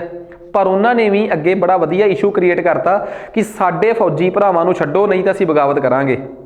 ਤਾਂ ਅੰਗਰੇਜ਼ ਇੰਨਾ ਕੁ ਘਬਰਾ ਗਏ, ਇੰਡੀਅਨ ਨੈਸ਼ਨਲ ਆਰਮੀ ਜਿਹੜੀ ਸੀ ਉਹਦਾ ਬਣਿਆ ਹੋਇਆ ਮਾਹੌਲ ਹੀ ਸੀਗਾ ਜਿਹਨੇ 1945 ਦੇ ਦਸੰਬਰ ਤੋਂ ਲੈ ਕੇ ਨਵੰਬਰ ਤੋਂ ਲੈ ਕੇ 1946 ਦੇ ਫਰਵਰੀ ਤੱਕ ਇਹੋ ਜਿਹਾ ਮਾਹੌਲ ਬਣਾਤਾ। ਤੁਹਾਨੂੰ ਪਤਾ ਇੰਗਲੈਂਡ ਦੇ ਪ੍ਰਧਾਨ ਮੰਤਰੀ ਕਲੈਮਟ ਐਟਲੀ ਨੇ ਆਨਣ ਫਾਨਣ 'ਚ 3 ਮੈਂਬਰਾਂ ਦਾ ਗਰੁੱਪ ਇੰਡੀਆ ਭੇਜਿਆ। ਤਿੰਨੇ ਕੈਬਨਿਟ ਮੰਤਰੀ ਸਮਝਦੇ ਹੋ, ਟੌਪ ਲੈਵਲ ਦੇ ਮੰਤਰੀ। ਪੈਟਰਿਕ ਲਾਰੈਂਸ ਨੂੰ ਭੇਜਿਆ, VA ਅਲੈਗਜ਼ੈਂਡਰ ਨੂੰ ਭੇਜਿਆ ਤੇ ਸਟੈਫਰਡ ਕ੍ਰਿਪਸ ਨੂੰ। ਉਹਨੂੰ ਕਿਹਾ ਕ੍ਰਿਪਸ ਮਿਸ਼ਨ ਤੇ ਉਹਨੂੰ ਸੌਰੀ ਕੈਬਨਿਟ ਮਿਸ਼ਨ, ਤੇ ਉਹਨਾਂ ਤਿੰਨਾਂ ਕੈਬਨਿਟ ਮੰਤਰੀਆਂ ਨੂੰ ਕਿਹਾ ਉਹ ਜਿਵੇਂ ਮਰਜ਼ੀ ਜਾਇਓ ਯਾਰ, ਇੰਡੀਆ ਦਾ ਆਜ਼ਾਦ ਕਰਨ ਵਾਲਾ ਫਾਰਮੂਲਾ ਤਿਆਰੀ ਕਰਕੇ ਆਇਓ। ਸੋ ਤੁਹਾਨੂੰ ਇਹ ਪਤਾ ਹੋਣਾ ਚਾਹੀਦਾ ਹੈ, ਕਦੇ ਸਾਨੂੰ ਕੋਈ ਕਹਿ ਦੇ ਕਿ ਇੰਡੀਅਨ ਨੈਸ਼ਨਲ ਆਰਮੀ ਜਿਹੜੀ ਆ ਉਹਦਾ ਕੰਟਰੀਬਿਊਸ਼ਨ ਡਿਸਕਸ ਕਰੋ, ਜਾਂ ਉਹਦੇ ਚੋਂ ਕੋਈ ਫੈਕਚੁਅਲ ਸਵਾਲ ਬਣ ਜੇ, ਕੋਈ ਜੀਕੇ ਬੇਸਡ ਸਵਾਲ ਬਣ ਜੇ, ਮੇਨਸ ਓਰੀਐਂਟਡ ਸਵਾਲ ਬਣ ਜੇ, ਤਾਂ ਤੁਹਾਨੂੰ ਸਾਰਾ ਕੁਝ ਪਤਾ ਹੋਣਾ ਚਾਹੀਦਾ ਹੈ ਕਿਵੇਂ ਸਾਡੇ ਪੇਪਰ 'ਚ ਇਹ ਚੀਜ਼ਾਂ ਆ ਸਕਦੀਆਂ ਹੈ। ਠੀਕ ਆ, ਸੋ ਇੱਕ ਗੱਲ ਬੜੀ ਕਲੀਅਰ ਸੀ ਕਿ ਇਹਨਾਂ ਸਮਿਆਂ 'ਚ ਕਿਸ ਤਰੀਕੇ ਨਾਲ ਸੀਗਾ, ਮਤਲਬ ਕਿ ਕਹਿ ਲਓ ਕਿ ਹਾਲਾਤ ਜਿਹੜੇ ਸੀਗੇ ਉਹ ਅੰਗਰੇਜ਼ਾਂ ਦੇ ਫੇਵਰ 'ਚੋਂ ਅੰਗਰੇਜ਼ਾਂ ਦੇ ਅਗੇਂਸਟ ਚਲੇ ਗਏ। ਹੁਣ ਤੁਸੀਂ ਇੱਕ ਕਹਾਵਤ ਸੁਣੀ ਹੋਊਗੀ ਕਿ ਫੌਜਾਂ ਜਿੱਤ ਕੇ ਅੰਤ ਨੂੰ ਹਾਰੀਆਂ ਨੇ। ਕਹਿੰਦੇ ਸੈਕਿੰਡ ਵਰਲਡ ਵਾਰ ਜਿੱਤਿਆ ਸੀ ਇੰਗਲੈਂਡ, ਅਲਾਈਡ ਪਾਵਰਸ ਦੀ ਜਿਹੜੀਆਂ, ਠੀਕ ਆ, UK, USA, ਫਰਾਂਸ ਤੇ ਆਹ ਦੇਸ਼ ਜਿਹੜੇ ਸੀ UK, USA, ਫਰਾਂਸ ਤੇ USSR, ਜਿਹਨੇ ਚੱਲਦੀ ਲੜਾਈ 'ਚ ਪਾਲਾ ਪਲਟ ਲਿਆ ਸੀਗਾ। ਇਹ ਲੜਾਈ ਜਿੱਤੇ ਸੀ, ਇਹਦਾ ਮਤਲਬ UK ਵੀ ਲੜਾਈ ਜਿੱਤਿਆ ਸੀ। ਲੜਾਈ ਜਿੱਤ ਕੇ ਵੀ ਤੁਸੀਂ ਹਾਰ ਗਏ, ਇਹਦਾ ਬਹੁਤ ਕਾਰਨ ਨੇ ਇਹਦੇ ਕਿ ਤੁਸੀਂ ਲੜਾਈ ਜਿੱਤਣ ਦੇ ਬਾਵਜੂਦ ਵੀ ਭਾਰਤ ਨੂੰ ਆਜ਼ਾਦ ਕਰਕੇ ਕਿਉਂ ਗਏ। ਕਿੰਨੇ ਕਾਰਨ ਹੋਣਗੇ। ਇੱਕ ਤਾਂ ਕਹਿੰਦੇ ਕਾਰਨ ਇਹ ਸੀਗਾ ਕਿ UK ਲੜਾਈ 'ਚ ਬਹੁਤ ਵੱਡਾ ਖਰਚਾ ਕਰੀ ਬੈਠਾ ਸੀਗਾ, ਉਹਨੂੰ ਕੰਪਨਸੇਟ ਨਹੀਂ ਸੀ ਕਰ ਪਾ ਰਿਹਾ, ਇਸ ਕਰਕੇ ਬੜੀਆਂ ਕਲੋਨੀਆਂ ਨੂੰ ਆਜ਼ਾਦ ਕਰਨਾ ਪਿਆ। ਪਰ ਇੱਕ ਕਾਰਨ ਇੰਡੀਅਨ ਨੈਸ਼ਨਲ ਆਰਮੀ ਦੇ ਨਾਲ ਜੋ ਇਹਨਾਂ ਨੇ ਲਾਸਟ 'ਚ ਦੁਰਵਿਹਾਰ ਕੀਤਾ, ਉਹਦੇ ਕਰਕੇ ਐਂਟੀ ਬ੍ਰਿਟਿਸ਼ ਜੋ ਸੈਂਟੀਮੈਂਟਸ ਭਾਰਤ 'ਚ ਪੈਦਾ ਹੋਏ, ਅੰਗਰੇਜ਼ਾਂ ਦੇ ਖਿਲਾਫ ਜੋ ਭਾਰਤ 'ਚ ਮਾਹੌਲ ਬਣਿਆ, ਜਿਹਦੇ ਕਰਕੇ ਰਿਨ ਮਿਊਟੀਨੀ ਵੀ ਆਈ, ਰਾਇਲ ਇੰਡੀਅਨ ਨੇਵੀ ਦੀ ਮਿਊਟੀਨੀ, ਜਿਹੜੀ ਅੱਗੇ ਜਾ ਕੇ ਇੰਡੀਅਨ ਆਰਮੀ ਦੀ ਮਿਊਟੀਨੀ 'ਚ ਤਬਦੀਲ ਹੋ ਗਈ, ਉਹ ਵੀ ਬਹੁਤ ਵੱਡਾ ਕਾਰਨ ਸੀ। ਪਰ ਇੱਕ ਗੱਲ ਯਾਦ ਰੱਖਿਓ, ਅਸੀਂ PCS UPSC ਮੇਨਸ ਦੇ ਪੇਪਰਾਂ 'ਚ ਇਸ ਰਿਨ ਮਿਊਟੀਨੀ ਨੂੰ ਕਦੀ ਗਲੋਰੀਫਾਈ ਨਹੀਂ ਕਰ ਸਕਦੇ ਕਿ ਬਹੁਤ ਵੱਡੀ ਸੀ, ਇਸੇ ਕਰਕੇ ਆਜ਼ਾਦੀ ਆਈ ਹੈ। ਉਹਦੀ ਵਜ੍ਹਾ ਹੈ ਤੁਸੀਂ ਸਾਰਿਆਂ ਨੇ ਅੱਗੇ ਅਫਸਰ ਬਣਨਾ ਹੈ, ਬਿਊਰੋਕਰੇਟਸ ਕਦੀ ਚਾਹੁੰਦੇ ਆ ਕਿ ਆਰਮੀ ਕਦੀ ਉਹਨਾਂ 'ਤੇ ਹਾਵੀ ਹੋ ਜੇ, ਨਾ ਤੁਹਾਡੇ ਪੋਲੀਟੀਕਲ ਹੈੱਡ ਚਾਹੁੰਣਗੇ ਕਦੀ, ਨਾ ਹੀ ਤੁਹਾਡੇ ਸੀਨੀਅਰ ਬਿਊਰੋਕਰੇਟਸ ਚਾਹੁੰਣਗੇ, ਤੇ ਨਾ ਹੀ ਤੁਹਾਡਾ ਆਨਸਰ ਚੈੱਕ ਕਰਨ ਵਾਲਾ ਬੰਦਾ ਚਾਹੂਗਾ। ਹਾਂ, ਦੇਸ਼ ਦੀ ਆਜ਼ਾਦੀ ਦਾ ਬਹੁਤ ਵੱਡਾ ਇਵੈਂਟ ਆ, ਇਹਨੂੰ ਲਿਖਿਆ ਜਾ ਸਕਦਾ ਹੈ, ਪਰ ਓਨੇ ਕੁ ਸ਼ਬਦਾਂ 'ਚ ਓਨਾ ਕੁ ਮਾਪ ਤੋਲ ਕੇ ਲਿਖਿਆ ਜਾ ਸਕਦਾ ਹੈ ਕਿ ਇਹ 'ਚੋਂ ਸਿਰਫ ਦੇਸ਼ ਦੀ ਆਜ਼ਾਦੀ ਦੀ ਸਮੈਲ ਆਵੇ, ਨਾ ਕਿ ਇਸ ਗੱਲ ਦੀ ਸਮੈਲ ਆਵੇ ਕਿ ਜੀ ਕੱਲ੍ਹ ਨੂੰ ਤੁਸੀਂ ਕਿਸੇ ਤਰੀਕੇ ਨਾਲ ਫੌਜ ਨੂੰ ਬਗਾਵਤ ਕਰਨ ਲਈ ਉਤੇਜਿਤ ਕਰ ਰਹੇ ਹੋ। ਸੋ ਇਹ ਬਹੁਤ ਪਤਲੀ ਜੀ ਲੇਅਰ ਹੁੰਦੀ ਹੈ। ਕਿਉਂ ਨਹੀਂ ਇਸ ਲੜਾਈ ਨੂੰ NCERT ਦੀਆਂ ਕਿਤਾਬਾਂ ਦਾ ਹਿੱਸਾ ਬਣਾਇਆ ਗਿਆ? ਕਿਉਂ ਅਚਾਨਕ 1945 ਤੋਂ ਬਾਅਦ ਅਸੀਂ 47 'ਚ ਪਹੁੰਚ ਜਾਂਦੇ ਹਾਂ? 46 ਦੀ ਰਿਨ ਮਿਊਟੀਨੀ ਤੇ ਹੋਰ ਹੋਈਆਂ ਛੋਟੀਆਂ ਮਿਊਟੀਨੀਜ਼ ਨੂੰ ਅਸੀਂ ਇਗਨੋਰ ਕਰ ਜਾਂਦੇ ਹਾਂ। ਵਜ੍ਹਾ ਵੀ ਤੁਹਾਨੂੰ ਮੈਂ ਦੱਸਦੀ, ਪਰ ਇੱਕ ਗੱਲ ਆ, ਸੱਚ ਵੀ ਤੁਹਾਨੂੰ ਪਤਾ ਹੋਣਾ ਚਾਹੀਦਾ, ਓਬਵੀਅਸ ਜੀ ਗੱਲ ਆ, ਤੁਸੀਂ ਪੜ੍ਹਨਾ ਹੈ। ਸੋ ਇਹ ਆ ਜੀ ਸਾਡਾ ਪੂਰੇ ਦਾ ਪੂਰਾ ਕਨਸੈਪਟ, ਜਿਹੜਾ ਕਿ ਮੈਂ ਤੁਹਾਡੇ ਸਾਹਮਣੇ ਰੱਖਤਾ ਤੇ ਮੈਂ ਤੁਹਾਡੀ ਜਾਣਕਾਰੀ ਲਈ ਦੱਸਤਾ। ਠੀਕ ਆ, PPSC ਕੋਰਸਿਸ ਤੋਂ ਬਿਨਾਂ ਸਾਡੀ ਉਸੇ ਹੀ ਐਪ ਤੇ ਤੁਹਾਨੂੰ ਇਹ ਵੀ ਕੋਰਸ ਮਿਲ ਜਾਣਗੇ, ਜਿਵੇਂ ਜਿਹਦੇ 'ਚ ਸਭ ਤੋਂ ਮੇਨ ਆ ਲੈਕਚਰਾਰ ਹਿਸਟਰੀ ਦਾ ਕੋਰਸ, ਜਿਹੜਾ ਕਿ ਪਿਓਰ ਪੰਜਾਬੀ ਮੀਡੀਅਮ 'ਚ। ਵੈਸੇ ਮੈਂ ਤੁਹਾਡੀ ਜਾਣਕਾਰੀ ਲਈ ਇੱਕ ਗੱਲ ਦੱਸਦਾ, ਜਿਹੜੇ ਸਾਡੇ ਕੋਰਸਿਸ 'ਚ ਆਲਰੇਡੀ ਇਨਰੋਲਡ ਨੇ, ਜਿਹੜੇ ਪਿਛਲੇ ਸਾਲ ਤੋਂ ਇਨਰੋਲਡ ਚੱਲ ਰਹੇ ਆ, ਉਹਨਾਂ ਨੂੰ ਇੱਕ ਵੀ ਕੋਰਸ ਨਵਾਂ ਖਰੀਦਣ ਦੀ ਲੋੜ ਨਹੀਂ। ਉਹ ਬਸ ਇੱਕ ਨੰਬਰ ਆ ਸਾਡਾ 9914485650, ਜਿਹੜੇ PSSB ਦੇ ਕੋਰਸਿਸ ਇਨਰੋਲਡ ਨੇ, ਜਾਂ ਸੀਨੀਅਰ ਅਸਿਸਟੈਂਟ ਤੱਕ ਦੇ ਜਿਹੜੇ ਕੋਰਸਿਸ ਨੇ, ਉਹਨਾਂ ਦੀ ਜ਼ਿੰਮੇਵਾਰੀ ਪ੍ਰਦੀਪ ਸਰ ਤੇ ਆ। 9914485650 WhatsApp ਗਰੁੱਪ 'ਚ ਐਡ ਹੋਵੋ, ਉਹਦੇ 'ਚੋਂ ਤੁਸੀਂ ਸਾਰੇ ਆਪਣੇ ਵਾਸਤੇ ਸਟੱਡੀ ਮਟੀਰੀਅਲ PDF ਫਾਰਮ 'ਚ ਫ੍ਰੀ ਮੰਗਵਾਓ। ਆਲਰੇਡੀ ਜਿਹੜੇ ਇਨਰੋਲਡ ਬੱਚੇ ਨੇ, PPSC ਦਾ, PCS ਪ੍ਰੀ ਦਾ, PCS ਮੇਨਸ ਦਾ ਤੇ PCS ਐਗਜ਼ੈਕਟਿਵ ਦਾ ਗਰੁੱਪ ਮੇਰੇ ਕੋਲ ਚੱਲਦੇ ਆ। ਠੀਕ ਆ, ਉੱਥੇ ਮੈਂ ਐਸਪੀਰੈਂਟਸ ਨੂੰ ਡੀਲ ਕਰ ਰਿਹਾ, ਤੇ ਤੁਹਾਡੀ ਸ਼ਰਧਾ ਹੈ ਕਿ ਤੁਸੀਂ ਇਹਨਾਂ ਕੋਰਸਿਸ 'ਚ ਇਨਰੋਲ ਹੋਣਾ ਚਾਹੁੰਦੇ ਹੋ ਕਿ PPSC ਵਾਲਿਆਂ 'ਚ। PPSC 'ਚ 3 ਕੋਰਸ ਹੀ ਆ main, PPSC pre plus mains, ਇੱਕ PCS ਪ੍ਰੀ ਕਮ ਨੈਬ ਤਹਿਸੀਲਦਾਰ, ਇੱਕ PCS ਐਗਜ਼ੈਕਟਿਵ। ਆਲਰੇਡੀ ਲੱਗੇ ਹੋਏ ਜਾਣਿਆਂ ਦਾ ਕੋਰਸ ਆ ਜਿਹੜਾ, ਉਹਦੇ ਵਾਸਤੇ ਤੁਹਾਨੂੰ ਮੇਰਾ ਨੰਬਰ ਨੋਟ ਕਰਨਾ ਪਊਗਾ 85588। ਉਹਦੇ ਵਾਸਤੇ ਆਹ ਨੰਬਰ ਆ ਜੀ, PPSC ਵਾਸਤੇ 00797। ਆਲਰੇਡੀ ਜਿਹੜੇ ਲੋਕ ਬੱਚੇ ਸਾਡੇ ਨਾਲ ਸੀਨੀਅਰ ਅਸਿਸਟੈਂਟ ਦੇ ਕੋਰਸ 'ਚ ਇਨਰੋਲਡ ਨੇ ਜਾਂ ਐਡਵਾਂਸ ਕੋਰਸ 'ਚ ਇਨਰੋਲਡ ਨੇ, ਜਿਹੜੇ ਸਾਡੇ ਪੁਰਾਣੇ ਆ, ਉਹ ਹੁਣ ਚਾਹੁੰਦੇ ਆ ਕਿ ਅਸੀਂ PPSC ਨੂੰ ਆਪਣੇ ਕੋਰਸ ਨੂੰ ਐਡਵਾਂਸ ਲੈਵਲ ਤੇ ਲੈ ਜਾਈਏ, PCS ਨੈਬ ਦੇ ਲੈਵਲ ਤੇ ਲੈ ਜਾਈਏ, ਤਾਂ ਉਹਨਾਂ ਨੂੰ ਐਕਸਟਰਾ ਫੀਸ ਪੇ ਕਰਨ ਦੀ ਕੋਈ ਵੀ ਲੋੜ ਨਹੀਂ ਪਊਗੀ। ਸਿਰਫ ਓਨਾ ਹੀ ਫੀਸ ਪੇ ਕਰਨੀ ਪਊਗੀ ਜੋ ਡਿਫਰੈਂਸ ਆ, ਤੇ ਫਾਇਦਾ ਇਹ ਹੋ ਜਾਊਗਾ ਕਿ ਕੋਰਸ ਅੱਜ ਮਿਲੂਗਾ ਤੇ ਵੈਲਿਡਿਟੀ ਅੱਜ ਤੋਂ ਅੱਗੇ ਐਕਸਟੈਂਡ ਹੋ ਜਾਊਗੀ, ਜਿੰਨਾ ਵੀ ਉਹ ਹੈਗੀ ਆ, ਸਾਲ ਕੇ 1.5 ਸਾਲ ਉਹਦੀ ਵੈਲਿਡਿਟੀ। ਠੀਕ ਆ, ਜਿਹੜਾ ਨੈਬ ਤਹਿਸੀਲਦਾਰ ਵਾਲਾ ਕੋਰਸ ਆ। ਉਮੀਦ ਕਰਦਾ ਕਿ ਤੁਹਾਨੂੰ ਇਹ ਕਨਸੈਪਟ ਸਮਝ ਆ ਗਿਆ ਹੋਊਗਾ ਤੇ ਤੁਸੀਂ ਨਾ ਵੱਧ ਤੋਂ ਵੱਧ ਇਸ ਵੀਡੀਓ ਦੇ ਥੱਲੇ ਅੱਗੇ ਪਿੱਛੇ ਜਾ ਕੇ ਸਾਇੰਸ ਦੀਆਂ ਵੀਡੀਓਜ਼ ਵੀ ਚੈੱਕ ਕਰੋ। ਡੇਲੀ ਕਰੰਟ ਅਫੇਅਰਸ ਸਾਡੀ ਟੈਬ ਦੇ ਥਰੂ ਤੁਹਾਡੇ ਤੱਕ ਪਹੁੰਚਦੇ ਆ, ਡੇਲੀ ਕਰੰਟ ਅਫੇਅਰਸ। ਉਹਦੀ ਵਜ੍ਹਾ ਇਹੀ ਆ, ਹਾਂ ਜਿਹੜੇ ਕਰੰਟ ਅਫੇਅਰ PSSB ਵਾਸਤੇ ਜ਼ਰੂਰੀ ਆ ਉਹ ਪ੍ਰਦੀਪ ਜੀ ਦੇ ਥਰੂ WhatsApp ਗਰੁੱਪ 'ਚ ਜਾ ਰਹੇ ਆ। ਜਿਹੜੇ PPSC ਵਾਲੇ ਆ ਥੋੜੇ ਜਿਹੇ ਹਾਈ ਲੈਵਲ ਦੇ ਕਰੰਟ ਅਫੇਅਰਸ ਉਹ ਸਾਡੇ ਨੈਬ ਤਹਿਸੀਲਦਾਰ ਵਾਲੇ ਗਰੁੱਪ 'ਚ ਤੇ ਸਾਡੇ ਐਗਜ਼ੈਕਟਿਵ ਵਾਲੇ ਗਰੁੱਪ 'ਚ ਤੇ PCS ਪ੍ਰੀ ਕਮ ਮੇਨਸ ਵਾਲੇ ਗਰੁੱਪ 'ਚ ਜਾ ਰਹੇ ਆ। ਉਮੀਦ ਕਰਦਾ ਕਿ ਤੁਹਾਨੂੰ ਸਾਡਾ ਪੜ੍ਹਾਉਣ ਦਾ ਤਰੀਕਾ ਠੀਕ ਲੱਗਾ ਹੋਊਗਾ। ਜੇ ਸਹੀ ਦਾ ਤਾਂ ਤੁਸੀਂ ਕਿਸੇ ਨੂੰ ਵੀ ਕਹੋ ਕਿ ਇਸ ਨੰਬਰ ਤੇ 8558800797 ਇਸ ਨੰਬਰ ਤੇ WhatsApp ਕਰਨ ਤੇ WhatsApp ਕਰਕੇ ਤੁਸੀਂ ਸਾਡੇ ਤੋਂ ਸਾਡੀ ਪਲੇਲਿਸਟ ਮੰਗਵਾਓ। ਉਹਦੀ ਚੰਗੀ ਤਰ੍ਹਾਂ ਕੁਆਲਿਟੀ ਚੈੱਕ ਕਰੋ। ਜੇ ਸੈਟੀਸਫਾਈਡ ਹੋ ਤਾਂ ਸਾਨੂੰ ਜ਼ਰੂਰ ਗੱਲ ਕਰੋ। ਠੀਕ ਆ, ਅੱਜ ਵਾਸਤੇ ਇੰਨਾ ਹੀ ਬਹੁਤ ਆ। ਧੰਨਵਾਦ।